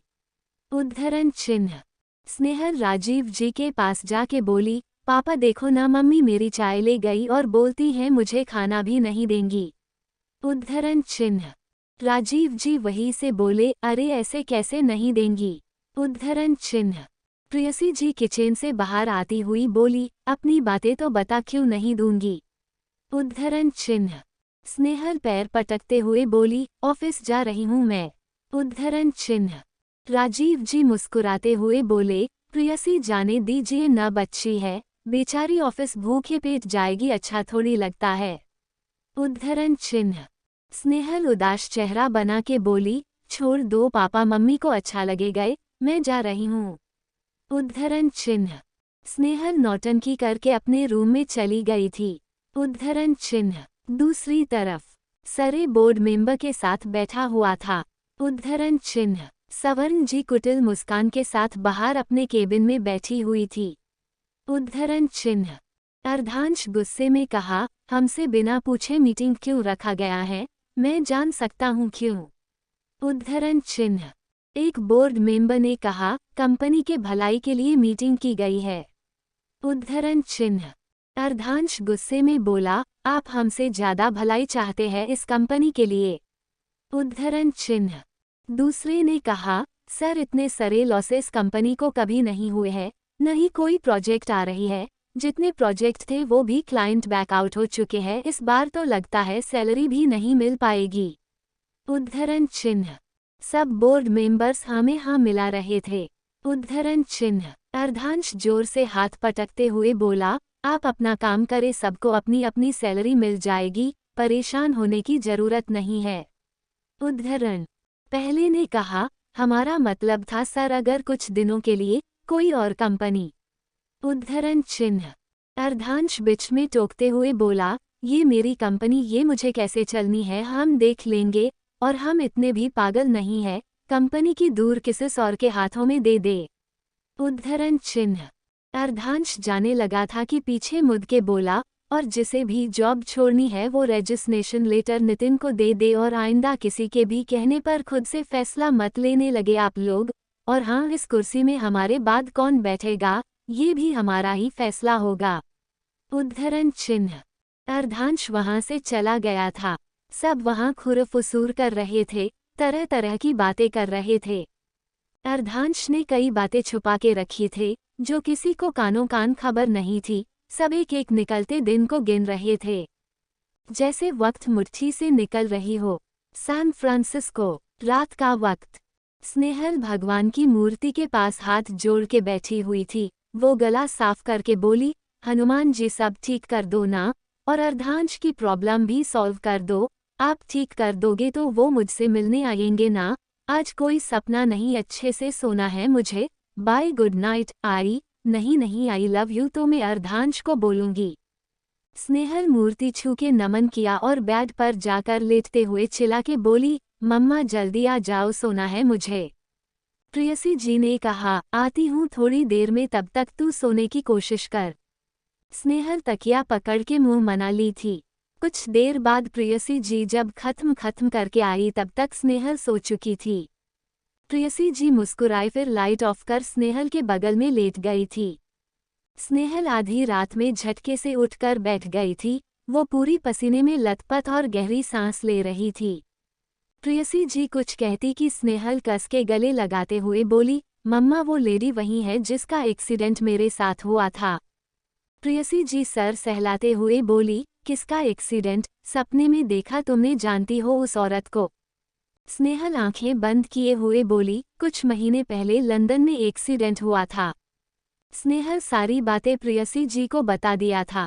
प्रेयसी जी स्नेहल को अलग करके हाथ पकड़ के बोली, बेटा अगर उस हॉस्पिटल से पता लगा सकती है तो पता करके पूछना, वो ठीक तो है ना? अब मुझे भी घबराहट हो रही है। स्नेहल प्रेयसी जी का सुनकर कपते हाथों से फोन उठाने लगी थी। प्रेयसी जी पानी पिलाते हुए बोली, पहले पानी पी लो बेटा, सब ठीक लगेगा। स्नेहल पानी पीकर फोन की पर रिंग होने के बाद भी किसी ने फोन नहीं उठाया था। प्रेयसी सुबह फोन करने का बोलकर स्नेहल को दोबारा सुलाने लगी थी, पर स्नेहल को नींद ही नहीं आ रही थी। जब स्नेहल ने देखा पर्दे से रोशनी आ रही है, वो मुड़कर प्रेयसी जी के सामने देखी, वो सो चुकी थीं। स्नेहल अपने ऊपर से हाथ हटा कर उठी और बाथरूम चली गई थी। वो मिरर में अपने आप को देखी, फिर उसने देखा अर्धांश का पहनाया हुआ लॉकेट खुला हुआ है। वो गहरी सांस लेकर लो काटे बंद करके टैप वाटर चालू कर ली थी। 166 लंदन और उडाशार्या। चैप्टर 166 लंदन और उडाशार्या। जब स्नेहल ने देखा पर्दे से रोशनी आ रही है, वो मुड़कर प्रेयसी जी के सामने देखी, वो सो चुकी थीं। स्नेहल अपने ऊपर से हाथ हटा कर उठी और बाथरूम चली गई थी। वो मिरर में अपने आप को देखी, फिर उसने देखा अर्धांश का पहनाया हुआ लॉकेट खुला हुआ है। वो गहरी सांस लेकर लो काटे बंद करके टैप वाटर चालू कर ली थी। स्नेहल जैसे ही अपने चेहरे पर पानी डालती वैसे उसे अपने गले का लॉकेट देख के आंखें बड़ी हो गई थी। उद्धरण चिन्ह। वो जल्दी से लॉकेट गले से निकलकर लॉकेट खोल के चेक फोटोज देखने ने लगी थी। उद्धरण चिन्ह। ध्यान से फोटो देखा और वो वही सर पकड़ के बैठ गई थी। उद्धरण चिन्ह। 15-20 मिनट हो गया था, स्नेहल वहीं बैठी रह गई थी। स्नेहल सोचते हुए बोली, इसका मतलब अनुराधा मासा जिंदा है? क्या उस दिन वो मेरा लॉकेट देख के ऐसा बिहेव कर रही थी? और अर्धांश? उद्धरण चिन्ह। स्नेहल नमे से हिलाते हुए बोली, नहीं मैं ऐसे नहीं मान सकती, ऐसे मुझे जाना होगा। उद्धरण चिन्ह। स्नेहल बाथरूम से निकलकर प्रेयसी जी को उठाते हुए बोली, मम्मा। उद्धरण चिन्ह। प्रेयसी जी उठते हुए बोली, क्या हुआ बेटा, नींद नहीं आई? उद्धरण चिन्ह। स्नेहल अलमारी के पास जाके बैग निकलते हुए बोली, मम्मा मुझे अभी लंदन के लिए निकलना होगा। उद्धरण चिन्ह। प्रेयसी जी हड़बड़ाते हुए बोली, क्यों, सलोक को कुछ हुआ है क्या? वो ठीक है ना? उद्धरण चिन्ह। स्नेहल कपड़े पैक करते हुए बोली, नहीं माँ, मैं एक जरूरी काम से जा रही हूँ, सलोक को कुछ नहीं हुआ है, मैं जा रही है, एक बार उससे मिल लूंगी, आप परेशान मत हो। उद्धरण चिन्ह। प्रेयसी स्नेहल के पास आकर हाथ पकड़ के बोली, बेटा तू बहुत परेशान दिख रही है, तू ठीक तो है ना? उद्धरण चिन्ह। स्नेहल मुस्कुराकर बोली, मम्मा मैं बस भगवान जी से बोलना जो हो सब अच्छा हो मेरे साथ थी है। उद्धरण चिन्ह। प्रेयसी जी स्नेहल के बाल समेटते हुए हाँ के सर हिला दी थी। स्नेहल जल्दी जल्दी रेडी हुई और राजीव जी से मिलकर एयरपोर्ट के लिए निकल गई थी। उद्धरण चिन्ह। घंटों के सफर के बाद लंदन पहुंची थी। उद्धरण चिन्ह। वो सीधा घर गई। आर्या घर पर नहीं था। मेड डाइनिंग टेबल की सफाई कर रही थी। मेड स्नेहल को देखते ही थोड़ा झुक के बोली, गुड इवनिंग और वेलकम मैडम। उद्धरण चिन्ह। स्नेहल बैग रखते हुए बोली, thank you, where is Arya. उद्धरण चिन्ह। मेड ने कहा, madam Arya sir going for outing. उद्धरण चिन्ह। स्नेहल कंधा सीधा करते हुए बोली, okay, can you make dinner for me. उद्धरण चिन्ह। मेड मुस्कुराकर बोली, ऑफ कोर्स मैडम। उद्धरण चिन्ह। स्नेहल रूम में चली गई थी। उद्धरण चिन्ह। वो जाते ही कपबोर्ड से अपने कपड़े निकलकर जल्दी से जाकर फ्रेश होकर रेडी हुई और कमरे में आते ही अर्धांश के वार्डरोब को खोल के सारे एल्बम डॉक्यूमेंट देखे लगी थी। वो सारे फोटोज चेक कर रही कि कोई भी वो मिस्टेक ना करे। उद्धरण चिन्ह। कुछ देर मेड खाने के लिए बुलाने आई थी। स्नेहल सब जगह पर रख के खाने चली गई थी। उद्धरण चिन्ह। स्नेहल कुछ देर में खाने के बाद रूम के आकर सो गई थी। उद्धरण चिन्ह। आर्या रात तक घर आया। मेड आर्या के लिए दरवाजा खोलते हुए बोली, सर मैडम आई है, वो अपने कमरे में है। उद्धरण चिन्ह। आर्या चौंक के बोला, क्या कब, why you didn't inform me.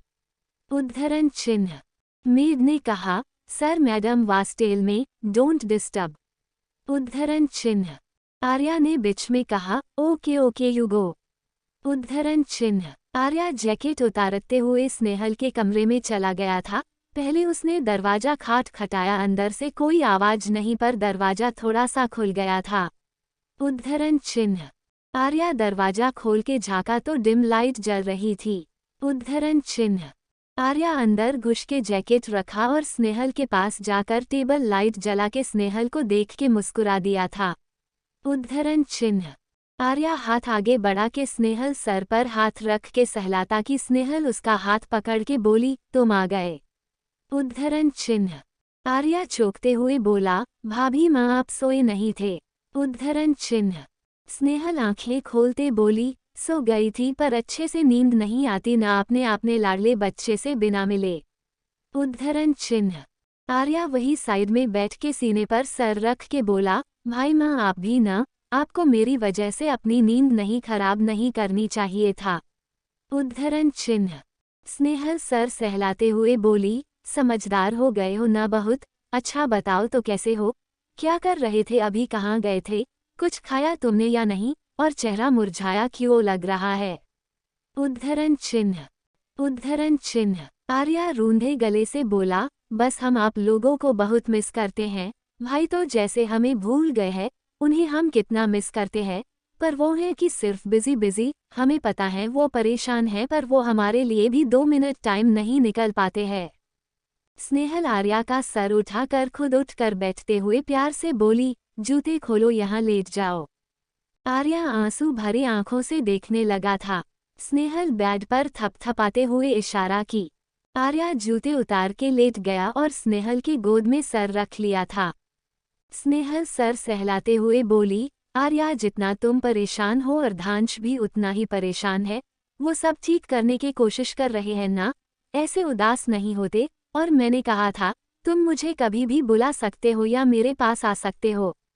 Arya हाँ में सर हिला दिया था। स्नेहल प्यार से पूछी, कुछ बना दूं खाओगे। आर्या न में सर हिला के बोला, अभी, आप हमारे लिए सुबह बना देना। स्नेहल मुस्कुराकर बोली, ओके, अब सो जाओ। आर्या स्नेहल को देखा। स्नेहल मुस्कुराते हुए बोली, मैं यही, हम सो जाओ। आर्या स्नेहल का हाथ पकड़ लिया था। स्नेहल एक हाथ से सर सहला रही थी। कुछ देर में आर्या सो गया था। स्नेहल उसे ब्लैंकेट ओढ़ाकर सर तकिए पर रखी, फिर अलमारी से दूसरा ब्लैंकेट निकालकर बगल में ही दो गई थी। सुबह स्नेहल प्यार से आर्या के लिए खाना बनाए अपने हाथों से खिलाकर यूनिवर्सिटी भेजा था। आर्या की यूनिवर्सिटी के बाद स्नेहल हॉस्पिटल के लिए निकल गई थी। कुछ देर में हॉस्पिटल पहुंच के वो एक्सीडेंट के दिन की जानकारी निकालने लगी थी। ये सब में 3-4 घंटे स्नेहल को लग गए थे।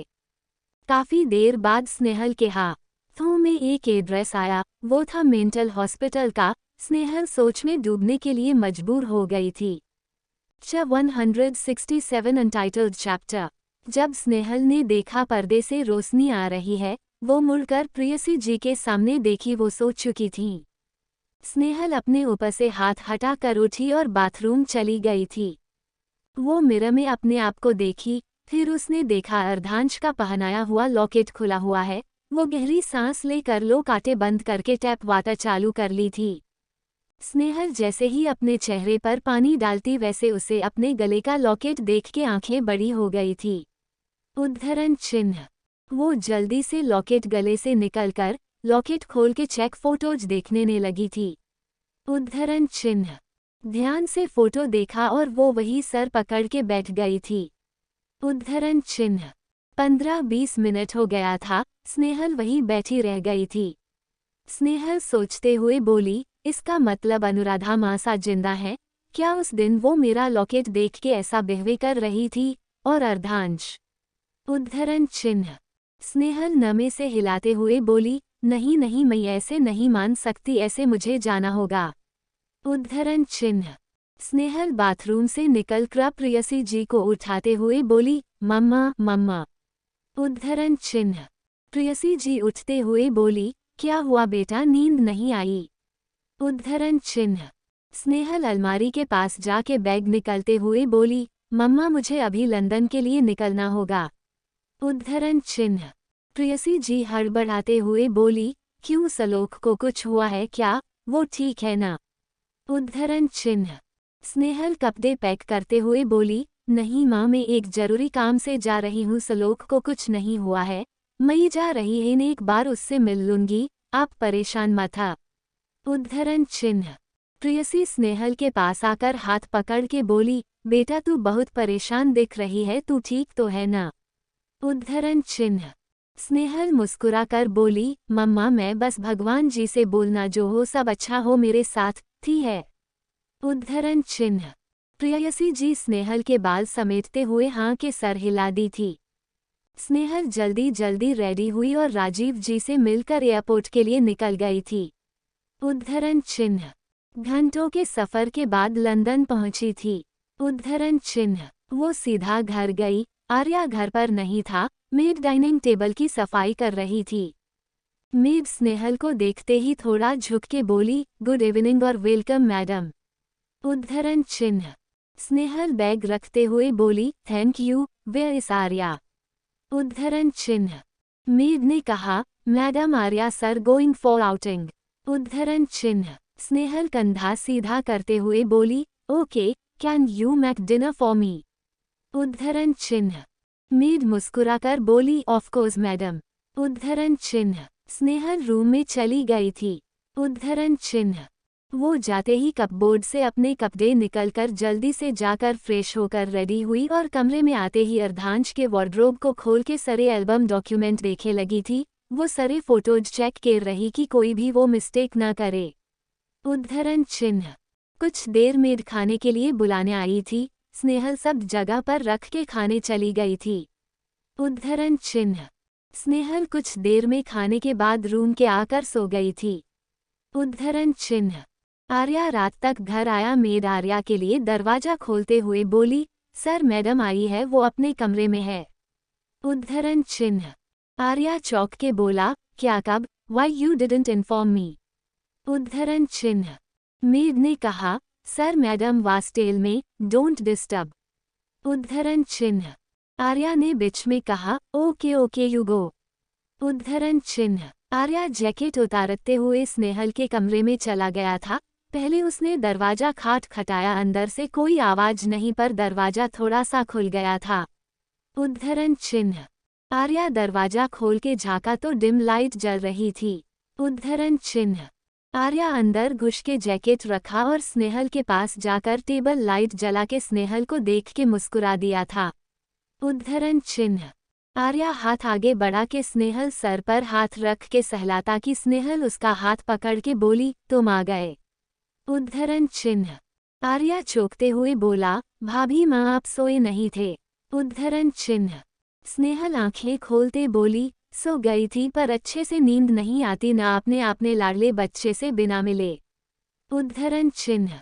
आर्या वही साइड में बैठ के सीने पर सर रख के बोला, भाई माँ आप भी ना, आपको मेरी वजह से अपनी नींद नहीं खराब नहीं करनी चाहिए था। उद्धरण चिन्ह। स्नेहल सर सहलाते हुए बोली, समझदार हो गए हो ना बहुत। अच्छा बताओ तो कैसे हो, क्या कर रहे थे अभी, कहाँ गए थे, कुछ खाया तुमने या नहीं, और चेहरा मुरझाया क्यों लग रहा है। उद्धरण चिन्ह। उद्धरण चिन्ह। आर्या रूंधे गले से बोला, बस हम आप लोगों को बहुत मिस करते हैं, भाई तो जैसे हमें भूल गए हैं, उन्हें हम कितना मिस करते हैं, पर वो है कि सिर्फ बिजी, हमें पता है वो परेशान है पर वो हमारे लिए भी 2 मिनट टाइम नहीं निकल पाते हैं। स्नेहल आर्या का सर उठाकर खुद उठकर बैठते हुए प्यार से बोली, जूते खोलो यहाँ लेट जाओ। आर्या आंसू भरी आंखों से देखने लगा था। स्नेहल बेड पर थपथपाते हुए इशारा की। आर्या जूते उतार के लेट गया और स्नेहल की गोद में सर रख लिया था। स्नेहल सर सहलाते हुए बोली, आर्या जितना तुम परेशान हो अर्धांश भी उतना ही परेशान है, वो सब ठीक करने की कोशिश कर रहे हैं ना, ऐसे उदास नहीं होते, और मैंने कहा था तुम मुझे कभी भी बुला सकते हो या मेरे पास आ सकते हो। आर्या हमें सर हिला दिया था। स्नेहल प्यार से पूछी, कुछ बना दूं खाओगे। आर्या नमे सर हिला के बोला, अभी आप हमारे लिए सुबह बना देना। स्नेहल मुस्कुराकर बोली, ओके अब सो जाओ। आर्या स्नेहल को देखा, स्नेहल मुस्कुराते हुए बोली, मैं यही हम सो जाओ। आर्या स्नेहल का हाथ पकड़ लिया था। स्नेहल एक हाथ से सर सहला रही थी। कुछ देर में आर्या सो गया था। स्नेहल उसे ब्लैंकेट ओढ़ाकर सर तकिए पर रखी, फिर अलमारी से दूसरा ब्लैंकेट निकालकर बगल में ही दो गई थी। सुबह स्नेहल प्यार से आर्या के लिए खाना बनाए अपने हाथों से खिलाकर यूनिवर्सिटी भेजा था। आर्या की यूनिवर्सिटी के बाद स्नेहल हॉस्पिटल के लिए निकल गई थी। कुछ देर में हॉस्पिटल पहुंच के वो एक्सीडेंट के दिन की जानकारी निकालने लगी थी। ये सब में 3-4 घंटे स्नेहल को लग गए थे। काफी देर बाद स्नेहल के हाथों में एक एड्रेस आया, वो था मेंटल हॉस्पिटल का। स्नेहल सोच में डूबने के लिए मजबूर हो गई थी। 168 पाचम। चैप्टर 168 पहचान। स्नेहल प्यार से पूछी, कुछ बना दूं खाओगे। आर्या नमे सर हिला के बोला, अभी आप हमारे लिए सुबह बना देना। स्नेहल मुस्कुराकर बोली, ओके अब सो जाओ। आर्या स्नेहल को देखा, स्नेहल मुस्कुराते हुए बोली, मैं यही हम सो जाओ। आर्या स्नेहल का हाथ पकड़ लिया था। स्नेहल एक हाथ से सर सहला रही थी। कुछ देर में आर्या सो गया था। स्नेहल उसे ब्लैंकेट ओढ़ाकर सर तकिए पर रखी, फिर अलमारी से दूसरा ब्लैंकेट निकालकर बगल में ही दो गई थी। सुबह स्नेहल प्यार से आर्या के लिए खाना बनाए अपने हाथों से खिलाकर यूनिवर्सिटी भेजा था। आर्या की यूनिवर्सिटी के बाद स्नेहल हॉस्पिटल के लिए निकल गई थी। कुछ देर में हॉस्पिटल पहुंच के वो एक्सीडेंट के दिन की जानकारी निकालने लगी थी। ये सब में 3-4 घंटे स्नेहल को लग गए थे। काफी देर बाद स्नेहल के हाथों में एक एड्रेस आया, वो था मेंटल हॉस्पिटल का। स्नेहल सोच में डूबने के लिए मजबूर हो गई थी। पहले हॉस्पिटल वाले जानकारी देने को मना कर रहे थे। स्नेहल बहुत रिक्वेस्ट करके सिर्फ हॉस्पिटल का नाम निकल पाई थी। वो हाथों में पर्ची लेकर कार में बैठी। वो गहरी सांस लेकर स्टीयरिंग पर सर रख के बोली, माँ सा आपके साथ क्या हुआ, आप यहाँ कैसे पहुँचे। स्नेहल दिल पर हाथ रख के बोली, भगवान जी सब ठीक कारण प्लीज। स्नेहल कार स्टार्ट करके मेंटल हॉस्पिटल की तरफ मोड़ ली थी। 1.5 घंटे के ट्रैवल के बाद वो हॉस्पिटल पहुंची। वो हाथों में कुछ फोटो लिए हुए अंदर चली गई थी। वो रिसेप्शन पर अनुराधा जी के फोटो दिखाते हुए बोली, I want to meet this lady. वहाँ बैठा आदमी ध्यान से फोटो देख के स्नेहल को ऊपर से नीचे तक घूरते हुए बोला, who you are and why you meet, you know who this lady is. Snehal खुश होके बोली, is this woman with these photos really here, please tell me after watching carefully. वो आदमी बोला, I don't even need to show these photos, for 22 years I have been seeing this woman, patient number 410, when she came in a semi-conscious condition. First you tell me who you are and how do you know. Snehal हाँ में sir हिला के बोली, my name is Sneha and that woman is Anuradha Raghuvanshi. I am her daughter in law. Can I meet her now? Don't ask me this time. कल ही मुझे पता चला है कि वो जिंदा है और यहाँ है। वो आदमी खड़े होके बोला, आए आप मेरे साथ। स्नेहल गहरी सांस लेकर गले की चेन खोल के हाथों में रख ली थी। वो आदमी एक रूम में जाकर दरवाज़ा खोल दिया था। स्नेहल डरते हुए पैर रखी। वो रूम अंधेरा, सिर्फ खिड़की से ही रोशनी आ रही थी। वहीं पास में बैठी थी, अभी भी वैसे ही बाल खुले हुए, चेहरा छुपाए हुए थे। स्नेहल फ़ोन चलाकर लाइट ढूंढ ही रही थी। स्नेहल जैसे ही लाइट जलाई, वो औरत डर अपने आप को समेटते हुए दीवार के सटते हुए बड़बड़ाई, बचाओ मुझे, नहीं आने दूंगी मैं, बचाओ बचाओ। स्नेहल उनके करीब जाकर बोली, कुछ नहीं हुआ, आप सब ठीक है, आप डर नहीं। वो औरत जोर जोर से सांस लेते हुए स्नेहल हाथ हटाते हुए बोली, हम पागल नहीं है। स्नेहल दूर हट के बैठ के बोली, अच्छा मैं पास नहीं आऊंगी और कुछ भी नहीं करूंगी, माता रानी की कसम। आपका नाम क्या है बताओ तो मैं आपको कुछ दूंगी। औरत बड़बड़ाते हुए शांत हो गई थी। वो बालों के बीच से स्नेहल को देख ही रही थी। स्नेहल मुस्कुराते हुए बोली, आप नहीं बताओगे? अच्छा ठीक है, मैं अपना नाम बताऊं आपको, मेरा नाम स्नेहल है, स्नेहल रघुवंशी। औरत फुसफुसाते हुए बोली, रघुवंशी है। स्नेहल मुस्कुराते हुए सर टेढ़ा करके बोली, अच्छा लगा मेरा नाम, आप भी बताओ। औरत रघुवंशी का रट लगाए हुए थी। स्नेहल को कुछ समझ नहीं आ रहा था, ना स्नेहल बातें निकलवा पा रही थी, न ही ठीक से चेहरा देख पा रही थी। स्नेहल अपने पॉकेट से चाय और लॉकेट निकलकर सामने रख दी थी। लॉकेट देखते थी, वो औरत झटके से बाल चेहरे से हटा के स्नेहल के हाथों से लॉकेट लेकर देखने लगी और अचानक से जोर जोर से रोने लगी थी। स्नेहल आंखें बड़ी कर से मुंह पर हाथ रखते हुए बोली, अनुराधा मासा। वो औरत और कोई नहीं, अर्धांश की माँ थी। कुछ चेहरे से लॉकेट लगाते रो रही थी। उनके चेहरे से लग रहा था वो कितना डेख में थी, उनका दर्द चेहरे पर दिख रहा था। जब अनुराधा जी ने माँ शब्द सुना, वो रोते हुए अपने आप को इशारा करके बोली, माँ। स्नेहल को अनुराधा जी को देखकर रोना आ गया था। स्नेहल आंसू पोंछते हुआ सर हाँ के हिलाते हुए बाहें फैलाते हुए बोली, हाँ माँ, मासा। स्नेहल उन्हें गले लगा ली थी।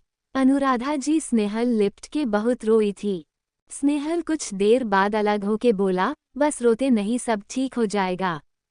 स्नेहल अपना हाथ आगे करते हुए बोली, मेरे साथ चलोगे? अनुराधा जी हकलाते हुए बोली, आ। स्नेहल एक फोटो निकलकर हाथों में रखते जाए बोली, अर्धांश रघुवंशी, आपका बेटा। अनुराधा जी हाँ में सर हिला दी थी। स्नेहल उन्हें खड़ा करके बोला, अब आप चलो मेरे साथ। अनुराधा जी वो फोटो देखते ही रह गई थी। स्नेहल हाथ पकड़ के बोली, आइए। स्नेहल हाथ पकड़ के बाहर ले जाने लगी थी। वो वहां के हेड डॉक्टर के कैबिन की तरफ जाने लगी थी, लेकिन दरवाजे तक पहुंचते ही अनुराधा जी छटपटाने लगी थी। वो हाथ छुड़ाकर वापस भाग गई थी। स्नेहल शौक में हो गई थी। स्नेहल वापस गई तो देखी अनुराधा जी डरते हुए छुपते हुए बोली, शौक, पागल नहीं, बिजली, भूत। स्नेहल समझ गई थी अनुराधा केबिन से डर गई थी। स्नेहल सर सहलाते हुए बोली, घबराओ नहीं, सब ठीक होगा, मैं आती थोड़े देर में। स्नेहल डॉक्टर के कैबिन में चली गई थी। अनुराधा जी अभी भी डरी सहमी हुई थी, वो डर से कांप रही थी। 169 सारी जानकारी। चैप्टर 169 सारी जानकारी। स्नेहल डॉक्टर के केबिन में जाकर बैठी हुई थी। उद्धरण चिन्ह। डॉक्टर ने कहा, लियशन स्नेहल, दो you have A approve third lady is your mother in law. उद्धरण चिन्ह। स्नेहल फोन में फोटोज और पर्स से कुछ पेपर निकलते हुए टेबल पर रखते हुए बोली, थिंक ये काफ़ी होगा मुझे उन्हें यहाँ से ले जाने के लिए।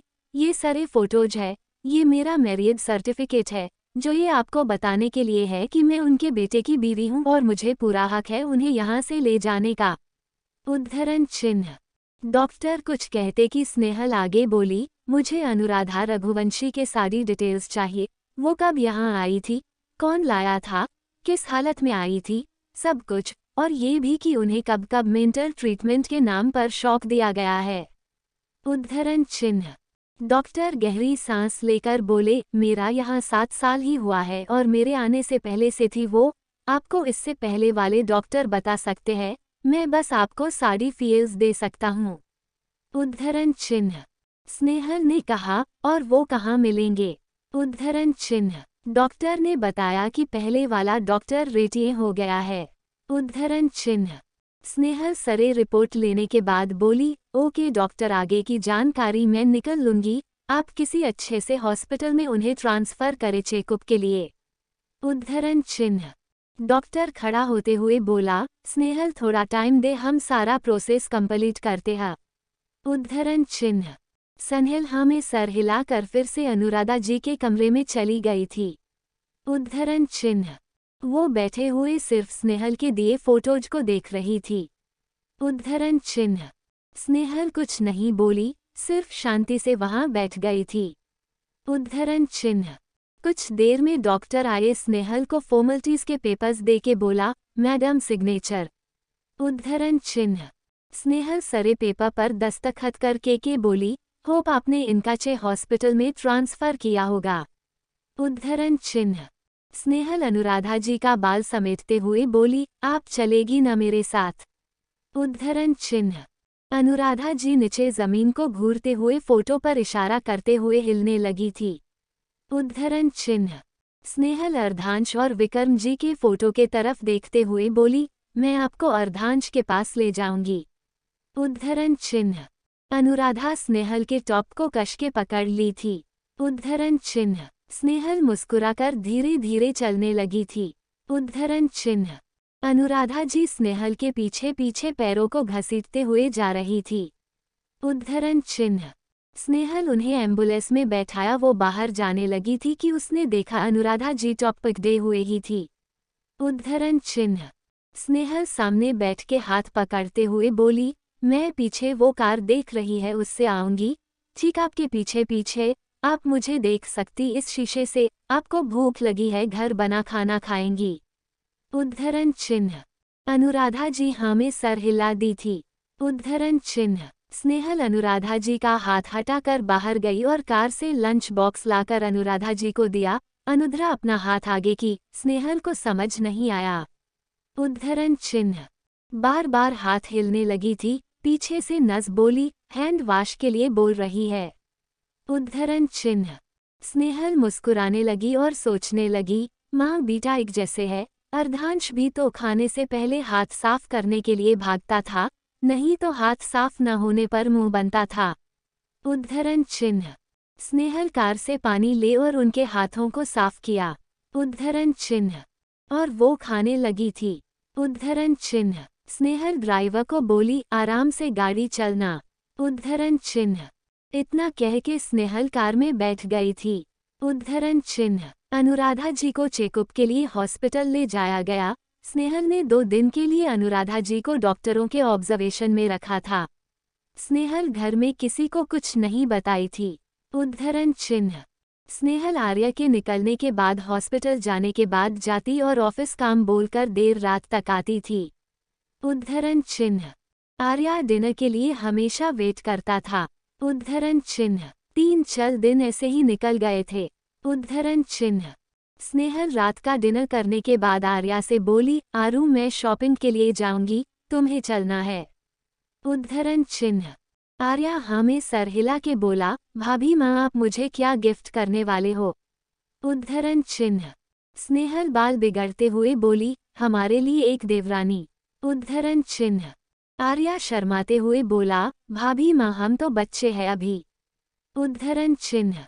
स्नेहल हंसते हुए बोली, हाँ हाँ बहुत आए बच्चे, चलिए आपको जो अच्छा लगेगा हम दिला देंगे। उद्धरण चिन्ह। आर्या जल्दी जल्दी कहते हुए बोला, भाभी माँ थोड़ा रुके आप, हम रेडी होकर आते हैं। उद्धरण चिन्ह। स्नेहल हाँ में सर हिला दी थी। उद्धरण चिन्ह। कुछ देर में दोनों शॉपिंग के लिए निकल गए थे। उद्धरण चिन्ह। स्नेहल असलियत में अनुराधा के लिए कपड़े लेने गई थी। स्नेहल कल शाम की फ्लाइट से वापस सैन फ्रांसिस्को जाने वाला थी। स्नेहल ने इन एक हफ्ते में एक मरे हुए इंसान को फिर से जिंदा कराया था। जो डॉक्यूमेंट रद्दी बने हुए थे उन्हें फिर से रेनू कराकर उसने अपनी सारी कांटेक्ट उसे कर ली, सब चीजें ठीक करने के लिए, और इन दिनों में कई लोगों के सवालों के जवाब दिए थे। उद्धरण चिन्ह। अनुराधा जी किसी बाचे की तरह स्नेहल की हर बात मानती थी। वो कुछ बोलती तो नहीं थी, बस एक तक देखते रहती थी। देर रात तक वो दोनों घर आए। स्नेहल सारा सामान तबले पर रख के अंगड़ाई लेते हुए बोली, मैं चली सोने। आर्या रोकते हुए बोला, भाभी माँ काम ज्यादा है क्या? आप बहुत परेशान लग रहे हो और आधी वक्त टेंशन में रहते हो। स्नेहल अपनी चप्पल उतार कर फेंकते हुए बोली, ज्यादा सोचोगे न, इसी चप्पल से मार मार के सर ठिकाने पर ला दूंगी। बचपन से मार नहीं खाए हो न, इसलिए कुछ ज्यादा ही सोचते हो। कल सुबह सारे कपड़े मुझे ट्राई करके दिखाना। और हाँ, कल तुम कॉलेज जाओगे। अगर एयरपोर्ट का बहाना मार के कॉलेज छोड़ा ना तो वापस इंडिया जाने की टिकट कटवा दूंगी मैं। जल्दी जाकर सो जाओ। आर्या हाथ ऊपर करके बोला, कभी कभी बहुत प्यारी होते हो और कभी कभी भाई से भी ज्यादा खड़ूस भाई। तो हम मरते भी नहीं पर आप तो पीटते भी हो। भाभी माँ, ये सही नहीं है। स्नेहल आर्या की तरफ बढ़ती की। आर्या भागते हुए बोला, जा रहे हैं मेरी माँ, इतना खूंखार क्यों हो जाते हो? स्नेहल आर्या को देखकर मुस्कुराने लगी थी। स्नेहल हाथ जोड़ के बोली, भगवान जी आगे कुछ भी हो, बस इसके खुशियों में आंच मत आने देना। उसके खुशी लिए मैं कुछ भी करने को तैयार हूँ। 170 वापसी। चैप्टर 170 वापस। सुबह स्नेहल जबरदस्ती आर्या को सोल लगे भेजी थी। बेचारा मुंह लटकाकर कॉलेज चला गया था। उद्धरण चिन्ह। स्नेहल रेडी होकर सारा सामान पैक करके टैक्सी से हॉस्पिटल के लिए चल गई थी। उद्धरण चिन्ह। स्नेहल रूम में पहुंची। अनुराधा जी जमीन पर बैठी रो रही थी और कुछ बड़बड़ा रही थी। उद्धरण चिन्ह। स्नेहल सारा सामान रख के आसपास देखी, वहां कोई डॉक्टर और नर्स नहीं था। उद्धरण चिन्ह। स्नेहल उनके पास जाकर बोला, माँ सा आप ठीक है, आप नीचे क्यों बैठी है? उद्धरण चिन्ह। अनुराधा जी स्नेहल के आंखों के देखी और इशारा करते हुए बोली, हमने उन्हें देखा था, वो हंस रही थी। उद्धरण चिन्ह। स्नेहल ने हाथों को सहलाते हुए पूछी, किसे देखा आपने? कोई आया था यहाँ? उद्धरण चिन्ह। अनुराधा जी कुछ नहीं बोली, वो चुप हो गई थी। उद्धरण चिन्ह। स्नेहल खड़ी हुई और टेबल से दवा लेकर देते हुए बोली, माँ सा आप पहले दवा लीजिए। उद्धरण चिन्ह। स्नेहल दवा खिलने के बाद स्नेहल उन्हें गले लगाकर राखी रही जब तक वो ठीक नहीं हुई। सब ठीक होने के बाद स्नेहल उन्हें बेड पर बैठते हुए बोली, आज हमें सैन फ्रांसिस्को के लिए निकल रहे हैं, आपके लिए मैं कुछ ले हूँ। उद्धरण चिन्ह। स्नेहल बैग से एक साड़ी निकलकर अनुराधा जी को देते हुए बोली, ये आपके लिए साड़ी है, आप अभी ये पहन के चलोगे मेरे साथ, आपको पहनी आती हैं। उद्धरण चिन्ह। अनुराधा जी स्नेहल को देखी, हाँ में सर हिला दी थी। उद्धरण चिन्ह। स्नेहल साड़ी उनके हाथों में देते हुए बोली, मैं हेल्प कर दूँ आपकी? उद्धरण चिन्ह। अनुराधा जी हाँ में सर हिला दी थी। उद्धरण चिन्ह। अनुराधा जी स्नेहल की मदद से रेडी हो गई थी। उद्धरण चिन्ह। स्नेहल दोनों हाथों में कंगन और अर्धांश के दिए हुए लॉकेट को पहना करचे से बाल बना दिया था। उद्धरण चिन्ह। स्नेहल सामने आकर देखी, अपनी आंखें हटा नहीं पा रही थी। वो मंदमुग्ध होके बोली, आप आज भी उतनी ही खूबसूरत जितना कि मैंने आपको तस्वीरों में देखा था। उद्धरण चिन्ह। स्नेहल अपने बैग से काजल निकालते हुए बोली, कला टिका लगा दूं आपको, किसी की भी नजर नहीं लगनी चाहिए आपको। उद्धरण चिन्ह। स्नेहल काजल का टिका लगा के मिरर के पास ले गई और सर ऊपर करके बोली, माँ अपने आप को देखो, आज से शुरुआत है, आपको हिम्मत जुटाना होगा आगे लड़ने के लिए। आपके साथ जो भी ये सब हुआ है उसे सजा दिलाने के लिए आपको जल्दी ठीक होना पड़ेगा। आपको अपने बेटे से मिलना है बहुत जल्द। उद्धरण चिन्ह। अनुराधा जी मिरर में देखी और स्नेहल को देखी। स्नेहल के बातों को सुना तो पर कोई जवाब नहीं दिया था। उद्धरण चिन्ह। स्नेहल मुस्कुराए और हाथ आगे करते हुए बोली, चले। उद्धरण चिन्ह। अनुराधा जी स्नेहल के हाथ पर हाथ रखा। स्नेहल दूसरे हाथ अपना बैग ले लिया था। उद्धरण चिन्ह। वो दोनों कुछ देर में एयरपोर्ट पहुंचे। स्नेहल ने अनुराधा जी को हाथ पकड़े रहने को कहा था। उद्धरण चिन्ह। सारा प्रोसेस में अनुराधा जी स्नेहल का हाथ बिल्कुल नहीं छू रही थी, वो अनजान लोगों से डर रही थी। उद्धरण चिन्ह। स्नेहल और अनुराधा जी प्लेन में बैठी हुई थी। उद्धरण चिन्ह। स्नेहल अनुराधा जी को देखी जो बहुत एलिगेंट तरीके से बैठी हुई विंडो के बाहर देख रही थी। उन्होंने हाथ छोड़ा नहीं था। उद्धरण चिन्ह। स्नेहल देख के बोली, आप बहुत जल्दी ठीक हो जाएगी, मुझे नहीं लगता आप कुछ भूली है, आपके हो भाव अभी भी राज घर आने वाला है, बस जो आप नहीं थी आपको बनाने की कोशिश की गई है। उद्धरण चिन्ह। दूसरी तरफ अर्धांश नितिन ऑफिस में थे। उद्धरण चिन्ह। अर्धांश नितिन से कहा, नितिन कुछ भी करने की जरूरत नहीं है, जो हो रहा है होने दे, नहीं किसी को कुछ कहने की जरूरत है और नहीं करने की। उद्धरण चिन्ह। नितिन आंखें बड़ी करके बोले, सर ऐसे तो आप अपनी सारी प्रॉपर्टी किसी के नाम कर देंगे, इतनी बड़ी रिस्क। उद्धरण चिन्ह। अर्धांश खिड़की के बाहर देखते हुए बोला, अगर हमें दुश्मनों का पता करना है तो हमें कुछ तो ढील छोड़नी होगी। उद्धरण चिन्ह। नितिन सैर पकड़ के बोला, सर आप रोड पर आ जाएंगे। उद्धरण चिन्ह। अर्धांश की गहरी सांस लिया।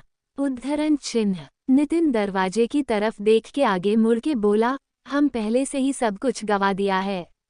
उद्धरण चिन्ह। अर्धांश नितिन को देखा, वो कुछ बोलता कि नितिन फिर से कहा, सबकी नौकरी दवा पर लगी हुई है। उद्धरण चिन्ह। नितिन इतना कह के बाहर चला गया था। अर्धांश नितिन को देखने लगा था। उद्धरण चिन्ह। दूसरी तरफ स्नेहल और अनुराधा जी घर पहुंचे। स्नेहल घर का दरवाजा खोलते हुए, माँ साहब रही रहना, कहीं नहीं जाना, मैं बस 2 मिनट में आती हूँ। उद्धरण चिन्ह। स्नेहल अंदर गई थी। प्रेयसी जी स्नेहल को देख के खुश हो गई थी। उद्धरण चिन्ह। स्नेहल गले लगते हुए बोली, मिस यू मम्मा, जल्दी से आरती की थाल लाओ। उद्धरण चिन्ह। प्रेयसी जी ने कहा, हाँ मैंने रेडी करके रखा, पर बता तो किसकी आरती उतरनी है। उद्धरण चिन्ह। स्नेहल मुस्कुराकर बोली, अर्धांश के माँ सा की और मेरी सास का। उद्धरण चिन्ह। प्रेयसी जी शौक में बोली, पर। उद्धरण चिन्ह। स्नेहल हाथ पकड़ के बोली, मैं सारी बातें बताऊंगी, बस आप अभी खुशी खुशी स्वागत करो, उनका बहुत ख्याल रखना मम्मा। उद्धरण चिन्ह। प्रेयसी हाँ में सर हिला दी थी। उद्धरण चिन्ह। स्नेहल दरवाजा खोली। प्रेयसी जी आरती की थाल ली। अनुराधा जी को देखते ही रह गई थी। उन्हें अभी भी विश्वास नहीं हो रहा था, वो शौक में थी। उद्धरण चिन्ह। स्नेहल मुस्कुराकर बोली, माँ सा ये मेरी माँ है, ये आपका अच्छे से स्वागत करेगी। उद्धरण चिन्ह। प्रेयसी से शौक में आरती उतर रही थी। पीछे से राजीव जी की आवाज आई, स्नेहल बेटा आ गई क्या। स्नेहल पीछे मुड़कर राजीव जी को भागकर गले लगा के बोली, हाँ पापा आ गई मैं, कैसे हैं आप, आपको पता है मैंने अपना सपना हकीकत में ले आई हूँ। उद्धरण चिन्ह। राजीव जी दरवाजे की तरफ देख के सोचते हुए बोली, ये। उद्धरण चिन्ह। स्नेहल मुस्कुराते हुए बोली, हाँ भगवान जी ने अर्धांश की माँ को मेरे सपने में भेजा था और मुझे सोच में मिल गई थी। उद्धरण चिन्ह। राजीव शौक में थे। उद्धरण चिन्ह। आर्या हाथ ऊपर करके बोला, कभी कभी बहुत प्यारी होते हो और कभी कभी भाई से भी ज्यादा खड़ूस भाई, तो हम मरते भी नहीं पर आप तो पीटते भी हो, भाभी माँ ये सही नहीं है। स्नेहल आर्या की तरफ बढ़ती की। आर्या भागते हुए बोला, जा रहे हैं मेरी माँ, इतना खूंखार क्यों हो जाते हो। स्नेहल आर्या को देखकर मुस्कुराने लगी थी। स्नेहल हाथ जोड़ के बोली, भगवान जी आगे कुछ भी हो बस इसके खुशियों में आंच मत आने देना, उसके खुशी लिए मैं कुछ भी करने को तैयार हूँ। चैप्टर 171 आपको ठीक नहीं होना। चैप्टर 171 आपको ठीक नहीं होना। प्रेयसी जी ने अनुराधा जी का अच्छे से स्वागत किया था। स्नेहल अनुराधा जी को सोलाकर घर वालों को सब कुछ बता दिया था। राजीव जी और प्रेयसी जी सब जानकर अचंभे में थे।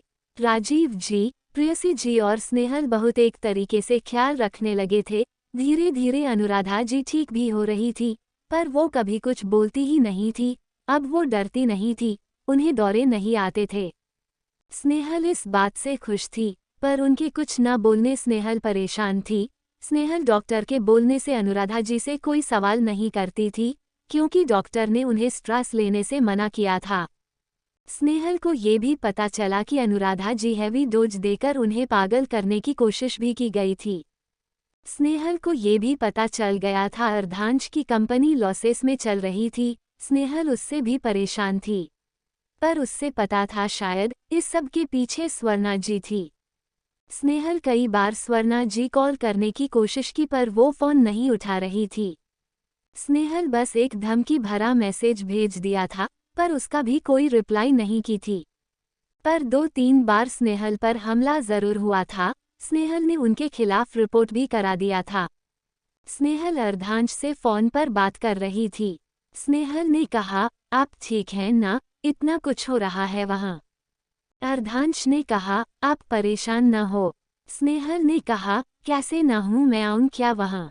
अर्धांश ने कहा, नहीं अभी बिल्कुल नहीं, जब हमें लगे आपको आना चाहिए तो हम आपको बुला लेंगे। स्नेहल ने कहा, आप तो ऐसे बात कर रहे हो जैसे कुछ हुआ ही नहीं है। अर्धांश ने कहा, जब हम परेशान नहीं ही रहे हैं तो आप क्यों हो रही हैं। स्नेहल ने कहा, आपसे ज़्यादा मेरी नौकरी जरूरी नहीं है। अर्धांश, आप जैसे बोलोगे जहाँ रखोगे वैसे रहे लूंगी, साथ में अपनी दुनिया बनाएंगे। अर्धांश ने कहा, हमें तो लगा आपके पास दिमाग काम है, हमारी बीवी तो बहुत समझदार हैं। स्नेहल ने कहा, मेरा मजाक उड़ा रहे हो, भगवान जी पाप लगाएंगे आपको। दोनों ऐसे ही बात करने लगे थी। समय निकलता जा रहा था। एक दिन प्रेयसी जी ने स्नेहल से कहा, बेटा हम डॉक्टर से चेकअप कर रहे हैं, वो तो ठीक है, वो ठीक हो रही हैं, वो भी ठीक है, पर वो ऐसे कमरे में बैठी रहेंगी, हमसे बात नहीं करेगी तो ठीक कैसे होंगी। थोड़ी खुली हवा में सांस लेना भी सेहत के लिए अच्छा होता है। स्नेहल उदास होके बोली, इसलिए तो मैं परेशान हूँ, पता नहीं कब बोलेंगी वो। मैं अर्धांश के सामने पहले जैसे उनकी माँ थी। स्नेहल अजीब सी हंसी हंसते हुए बोली, उन्होंने कभी ये भी नहीं पूछा कि मैं कौन हूँ, क्या लगती हूँ उनकी, मैं क्यों ये सब कर रही हूँ। इतना बोलते बोलते स्नेहल का गला रूंध गया था। प्रेयसी जी गले लगा के बोली, सब ठीक हो जाएगा, हिम्मत मत हारो। स्नेहल आंसू पोंछ के हाँ में सर हिला दी थी। स्नेहल उठ के अनुराधा जी के रूम में गई थी। अनुराधा जी अभी भी चुपचाप बैठी बाहर देख रही थी। स्नेहल उनके सामने आकर बैठ गई और उन्हें देखते हुए बोली, आपका मन नहीं लग रहा यहाँ, या आप ठीक ही नहीं होना चाहती हैं। आपको पता है मैं कौन हूँ, मैं आपकी क्या लगती हूँ। आपको पता भी है आपके परिवार में कौन कौन है, कहाँ है, कैसे है, आपका बेटा कहाँ है, कैसा है। अनुराधा जी स्नेहल के आंखों में देखने लगी थी।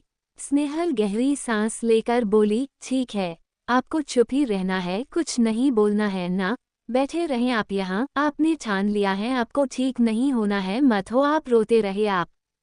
स्नेहल उठकर जाने लगी थी कि अनुराधा जी उसका हाथ पकड़ के बोली, आप कौन है और हमारा परिवार। स्नेहल मुस्कुराई, वो सामने जाकर फिर से बैठ के बोली, आपने बोला अभी। अनुराधा जी ने कहा रूंधे गले से बोली, हमें हमारे जान और प्यार से मिलना है। स्नेहल मुस्कुराते हुए बोली, हाँ हम मिलेंगे ना, आप ठीक हो जाओ, आप हुक्कुमसा के पास ऐसे जाओगे तो उन्हें बिल्कुल अच्छा नहीं लगेगा। अनुराधा जी हाँ में सर हिला दी थी। स्नेहल मुस्कुराते हुए बोली, मैं सब बारे में बताती हूँ, पर उसने पहले आप वादा करे आपको एक्सीडेंट का सच मुझे बताना होगा। अनुराधा जी हाँ में सर हिला दी थी। स्नेहल मुस्कुराए और आगे बोली, आपके जाने के बाद बाबासा ने दूसरी शादी कर ली थी, अर्धांश के खातिर कि उसे माँ का प्यार मिले, पर मुझे नहीं लगता आपने जाने के बाद अर्धांश को कोई भी माँ का प्यार दिया था। दादी सा के अलावा बाबा सा के दूसरी पत्नी से एक बेटा और एक बेटी है। अर्धांश आर्या और आयुषी को जान से ज्यादा प्यार करता है, या ये कह ले आप आपका बेटा उनके लिए माँ बाबा दोनों है। वो दोनों अर्धांश से बहुत प्यार करते हैं। बहुत सालों पहले बाबा सा की मौत हो गई। अनुराधा जी रोने लगी थी। इतना सुनते ही वो सिसकते हुए बोली, बड़े हुक्म सा नहीं रहे, वो हमें छोड़कर चले गए, वो हमारे साथ ऐसा कैसे कर सकते हैं। स्नेहल उन्हें गले लगा के बोली, माँ सा जहाँ तक पता है वो आखिरी सांस तक आपसे बहुत प्यार करते थे, आपको हर दिन याद करते थे। अनुराधा जी बहुत रोई। स्नेहल आज महसूस किया कि प्यार में कितनी ही दुरिया क्यों न आ जाए और कितनी भी उम्र क्यों न हो, पर कभी प्यार नहीं कम होता। आज पहली बार उसने किसी को प्यार के लिए तड़पते हुए देखा था और बहुत बुरा भी लग रहा था। कुछ देर बाद शांत करने के बाद स्नेहल बोली, अर्धांश आप दोनों को हर दिन याद करना है, वो आपकी फोटो से हर दिन बातें करता है।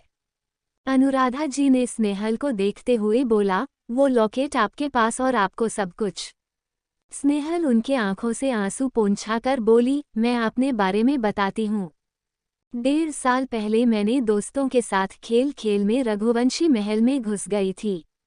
गलती गलती में मैंने बहुत कुछ तोड़ फोड़ दिया था, आपके बेटे पर चिल्लाया, गुस्सा किया और भी बहुत कुछ कहा था। आपके बेटे ने गुस्से में मुझे उसी घर पर काम पर रख लिया था। है दिन हमारी लड़ाई होती थी, मैंने तो अर्धांश को बहुत बार गलत भी समझ लिया था, पर वो मुझे हमेशा संभालने के लिए आ जाते थे। पर धीरे धीरे हम कब एक दूसरे से प्यार करने लगे हमें पता ही नहीं चला। 8 महीने पहले आर्या ने धोखे से हमारी शादी करा दी थी। परिवार ने आर्या के अलावा किसी को नहीं पता है हमारी शादी हो गई।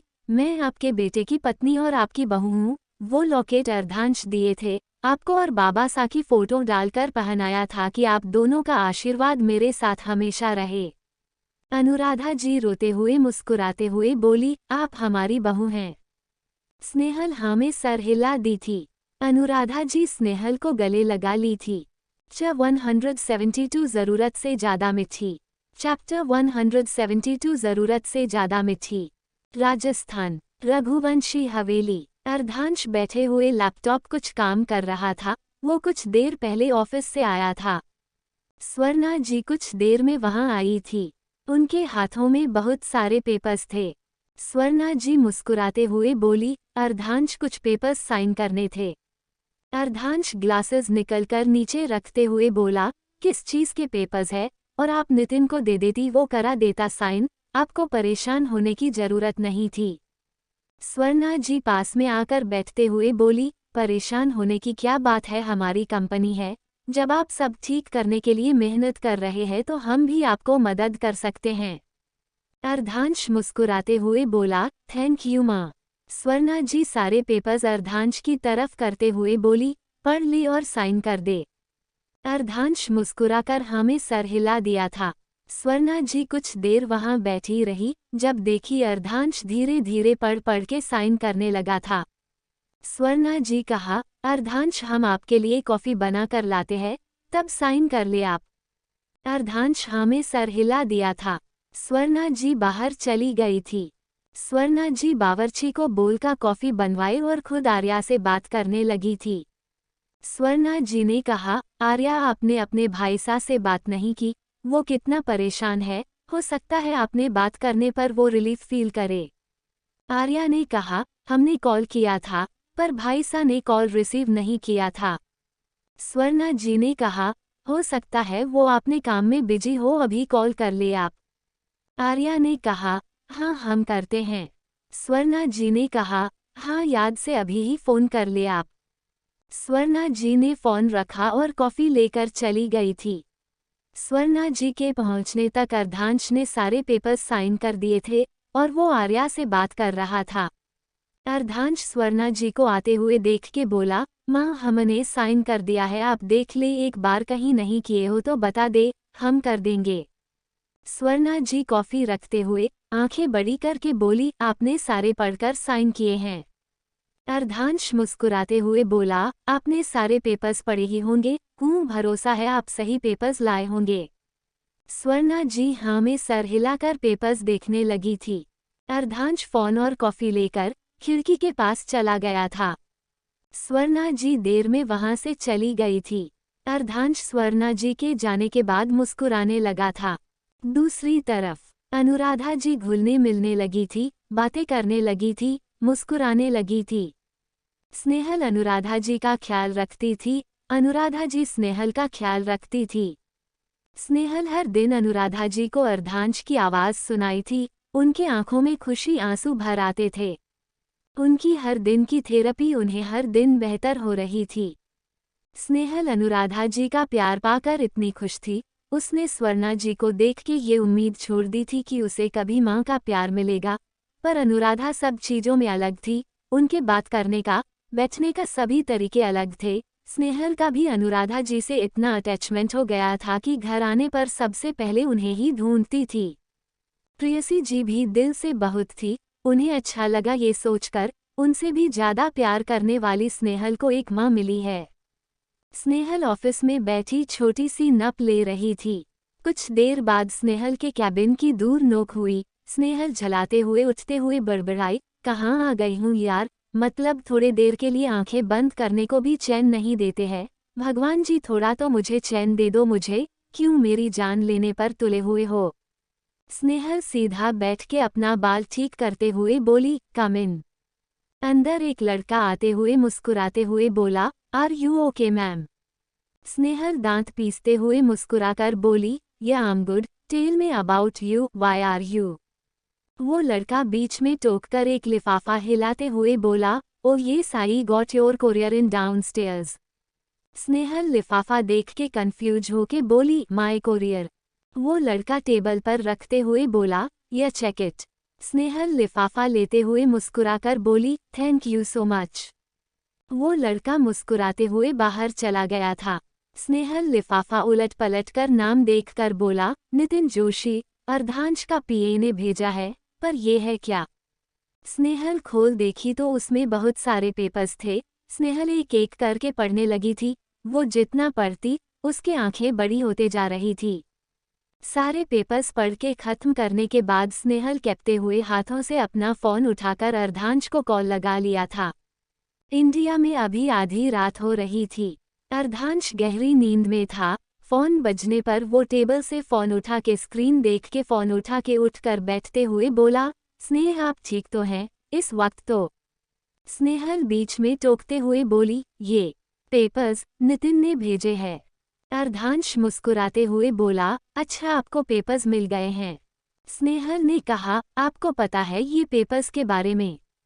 अर्धांश ने कहा, हाँ हमने भेजवाया है, आप साइन कर दे। स्नेहल शौक में बोली, क्या पर क्यों, और आपने ऐसा क्यों किया। अर्धांश ने कहा, स्नेहल साइन कर दे, और अब हमें आपकी बहुत ज़रूरत है, तो आप यहाँ आ जाए हमारे पास, आगे की बात हम यहाँ आने के बाद बताएंगे आपको। स्नेहल ने कहा, सब कुछ छोड़कर। अर्धांश ने कहा, हाँ। स्नेहल ने कहा, आप ठीक है ना, कुछ हुआ है क्या। अर्धांश ने कहा, अभी हुआ नहीं है, पर होने वाला है। स्नेहल ने कहा, क्या वो टाइम आ गया जब आप सच बताएंगे। अर्धांश ने कहा, हाँ। स्नेहल हकलाते हुए बोली, अगर ये आपका गलत फैसला हुआ तो। अर्धांश ने प्यार से कहा, नहीं होगा। स्नेहल ने कहा, इतना भरोसा करते हो आप। अर्धांश ने कहा, अजमा कर देख ले। स्नेहल मुस्कुराने लगी थी। स्नेहल ने गहरी सांस लेकर बोली, so my dear husband, wait for me, क्योंकि मैं आपके लिए मैं सबसे बड़ी खुशी लेकर आने वाली हूँ। अर्धांश हंसते हुए बोली, ओके हम वेट कर रहे आपका। स्नेहल फ़ोन रख के उन पेपर्स पर साइन करने के बाद उठकर बॉस के रूम में चली गई थी। स्नेहल ने बॉस को बिना नोटिस के रिज़ाइन देने का फैसला बताया, पर वो शॉक में था, वो मानने को रेडी नहीं था। उसे लगा स्नेहल ऑफिस के किसी प्रॉब्लम को लेकर ऑफिस छोड़कर जा रही थी। पर स्नेहल के बहुत समझाने पर वो मान गया था कि स्नेहल अपने पर्सनल प्रॉब्लम के कारण जॉब छोड़ रही थी। बॉस ने 3 दिन में किसी को चार्ज देने को कहा था। चैप्टर 173 जहान से शुरू किया था। चैप्टर 173 जहान से शुरू किया था। स्नेहल फ़ोन रख के उन पेपर्स पर साइन करने के बाद उठकर बॉस के रूम में चली गई थी। स्नेहल ने बॉस को बिना नोटिस के रिज़ाइन देने का फैसला बताया, पर वो शॉक में था, वो मानने को रेडी नहीं था। उसे लगा स्नेहल ऑफिस के किसी प्रॉब्लम को लेकर ऑफिस छोड़कर जा रही थी। पर स्नेहल के बहुत समझाने पर वो मान गया था कि स्नेहल अपने पर्सनल प्रॉब्लम के कारण जॉब छोड़ रही थी। बॉस ने 3 दिन में किसी को चार्ज देने को कहा था। स्नेहल घर आकर सबके साथ बैठी हुई थी। उद्धरण चिन्ह। सब कोई आज के दिन की बातें कर रहे थे। उद्धरण चिन्ह। स्नेहल शांत बैठी थी, उससे समझ नहीं आ रहा कहाँ से शुरू करे। वो अचानक से बोली, मैंने जॉब छोड़ दी। उद्धरण चिन्ह। सबको प्रोसेस करने में टाइम लगा। राजीव जी और प्रेयसी जी शौक में बोले, क्या? उद्धरण चिन्ह। स्नेहल हाथ खड़े करके बोली, रुको, पहले मुझे डांटने से पहले मेरी बात सुन लो, भीड़ बोलना कुछ भी। उद्धरण चिन्ह। प्रेयसी जी गुस्से में बोली, तुझे बिच बिच में दौड़े पड़ते हैं। पहले एक नौकरी पाने के लिए पागल थी, आज कह रही है छोड़ दी है तूने। उद्धरण चिन्ह। स्नेहल खड़े हो के चिड़चिड़ाते हुए बोली, अरे मुझे बोलने तो, जब देखो डांटते रहते हो, जाओ अपने दामाद को डिटो, सब उनके कारण हुई हैं। प्रेयसी जी सर पकड़ के अनुराधा जी को देख के बोली, क्यों ये लड़की टाइम देख के नहीं बोलती हैं, किसके सामने क्या बोल रही हैं? उद्धरण चिन्ह। प्रेयसी जी बात सुनकर याद आया कि सामने अर्धांश की माँ बैठी हुई है। स्नेहल झट से मुंह पर हाथ रख ली थी। उद्धरण चिन्ह। स्नेहल आंखें बंद करके बोली, मैं हमेशा पीटने वाला काम क्यों करती हूँ? कोई कुछ कहता कि स्नेहल मुंह बनाकर बोली, सॉरी माँ सा। उद्धरण चिन्ह। स्नेहल इतना कहकर रूम में भाग गई थी। उद्धरण चिन्ह। राजीव जी माहौल को ठीक करने के लिए बोले, बेहन जी माफ। उद्धरण। अनुराधा जी स्नेहल के कमरे की तरफ देखते हुए बोली, आप लोगों ने उन्हें नाराज कर दिया, कॉफी भी नहीं पी उन्होंने, आप लोगों को उनकी बात सुन लेनी चाहिए थी। उद्धरण चिन्ह। प्रेयसी जी शौक में बोली, वो बीटा जी के बारे में बोली, आपको बुरा नहीं लग? उद्धरण चिन्ह। अनुराधा जी ने कहा, गुस्से में कह दिया होगा, वैसे भी आपका दामाद ही तो कहा है, जो बात सच है आपको उनकी बात सुननी चाहिए। उद्धरण चिन्ह। अनुराधा जी उठकर स्नेहल के कमरे में चली गई थी। उद्धरण चिन्ह। स्नेहल कमरे में बाइग्स निकाल रही थी। स्नेहल अनुराधा जी को देख के बोली, सॉरी माँ सा मेरे कहने का। उद्धरण चिन्ह। अनुराधा जी हाथ थामते हुए बोली, बीटा जी हमें बताए क्या हुआ है? उद्धरण चिन्ह। स्नेहल ने कहा, मुझे आप नाराज हो गई होगी, पर मैं ऐसे ही बोलती हूँ, और अर्धांश ने कभी मुझे चेंज करने की कोशिश नहीं की। हाँ मुझे पता है आपके सामने संभल के बोलना पड़ेगा, पर मैं कोशिश करती हूँ पर नहीं होता मुझसे। उद्धरण चिन्ह। अनुराधा जी प्यार से बोली, आपको हमारे लिए भी कभी बदलने की जरूरत नहीं है, हमें आपकी भाषा भी प्यारी लगती है आपकी तरह, वैसे भी हमें आपसे ही हिम्मत मिलती है। आप नहीं होती तो हम आज भी उसी पागल खाने में होते।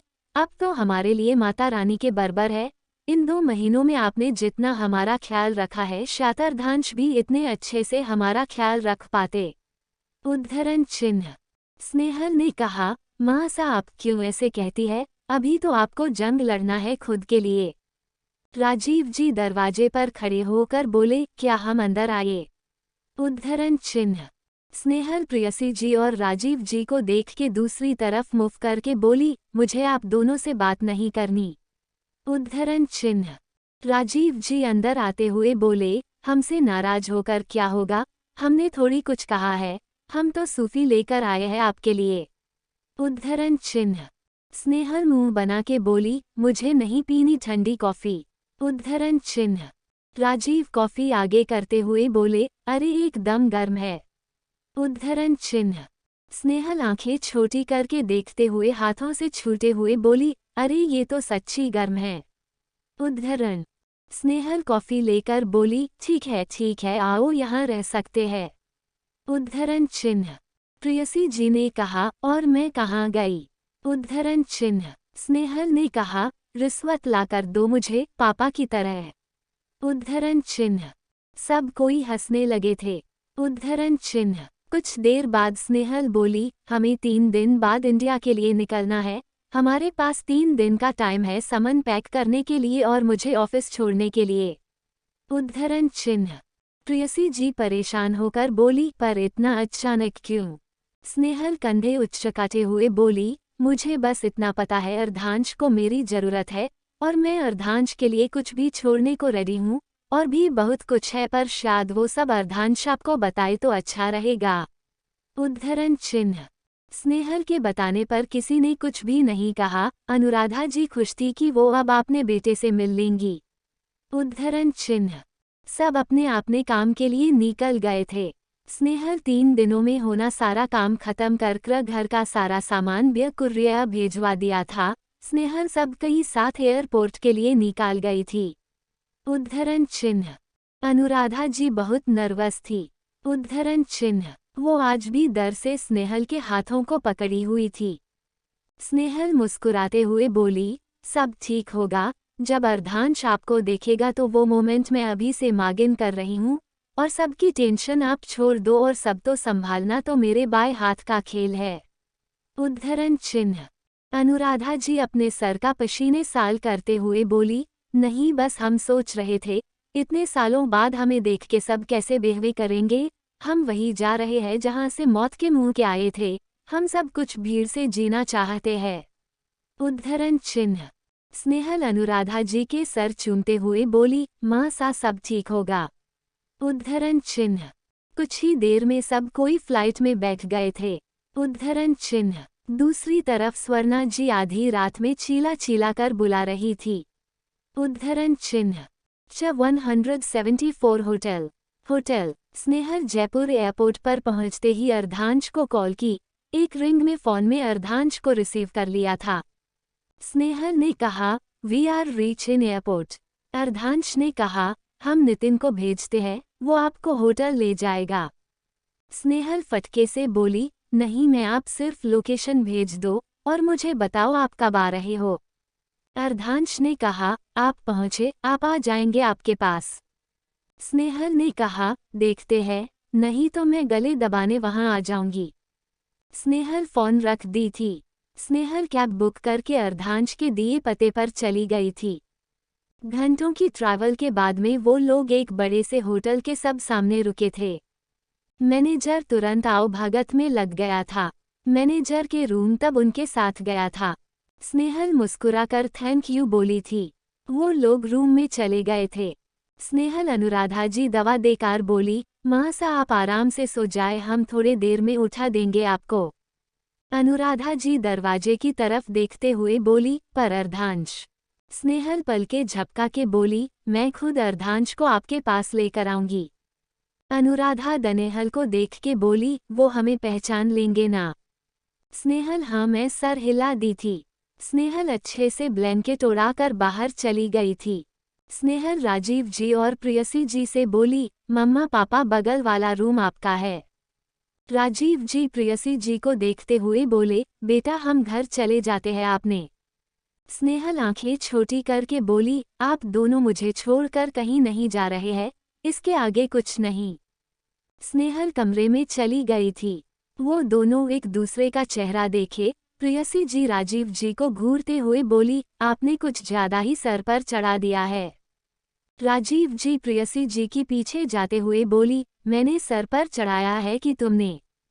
स्नेहल फ्रेश होने से पहले सबके लिए चाय नाश्ता मंगाया और खुद फ्रेश होने चली गई थी। कुछ देर में स्नेहल बाहर आई। वो चेक करने दरवाजा खोली कि कोई होटल का अटेंडर चाय लेकर आया या नहीं, पर सामने अर्धांश था। स्नेहल अर्धांश को देखकर कूदकर गले लगाकर बोली, मिस यू। अर्धांश अगल बगल देख के स्नेहल को कमर से उठाकर अंदर लाकर बोला, मिस यू टू, बहुत महीनों बाद खुद को पूरा महसूस कर रहे हैं। स्नेहल अलग होकर अर्धांश के आंखों में देखते हुए बोली, कभी छोड़कर नहीं जाऊंगी, बस आपके साथ रहूंगी। अर्धांश होठों को चूमते हुए बोला, हमेशा। स्नेहल दूर होके बोली, ये क्या कर रहे हो, हम बाहर हैं अभी। अर्धांश मुस्कुराकर गले में हाथ डाल के अपनी करीब खींच के बोला, माँ पापा को हमने बगल वाला रूम दिया है, वो हमें परेशान नहीं करेंगे। स्नेहल कुछ देखती कि अर्धांश फिर से स्नेहल को किस करने लगा था। स्नेहल भी धीरे धीरे अर्धांश को किस करने लगी थी। कुछ देर में अलग होके बोली, मुस्कुराते हुए बोली, मेरे पास आपके लिए सरप्राइज है, लेकिन पहले आप बताओ मुझे सब कुछ। अर्धांश सब कुछ स्नेहल को बताया। स्नेहल गुस्से में बोली, अब तो मैं उन सब का वो हाल करूंगी कि गली के कुत्ते भी नहीं पूछेंगे। स्नेहल अर्धांश के हाथों को पकड़ के चूम के बोली, आई एम सॉरी, मैं इससे पहले आपकी हेल्प नहीं कर पाई। अर्धांश स्नेहल का सर ऊपर करते हुए कहा, इट्स ओके, और गलती आपकी नहीं है, गलती मेरी है, हम भी नहीं चाहते आप उस वक्त आए। स्नेहल पल के झपका दी थी। स्नेहल दोनों हाथ पकड़कर बोली, मुझे आपके लाइफ की इम्पोर्टेंट चीज से मिलना है। अर्धांश अपने नाक को स्नेहल के नाक से मिलाते हुए बोला, ऐसा क्या लाई है आप हमारे लिए? स्नेहल हाथ पकड़ के उठा बोली, अंडस को आओ मेरे साथ। तारांकन 164। स्नेहल जयपुर एयरपोर्ट पर पहुंचते ही अर्धांश को कॉल की।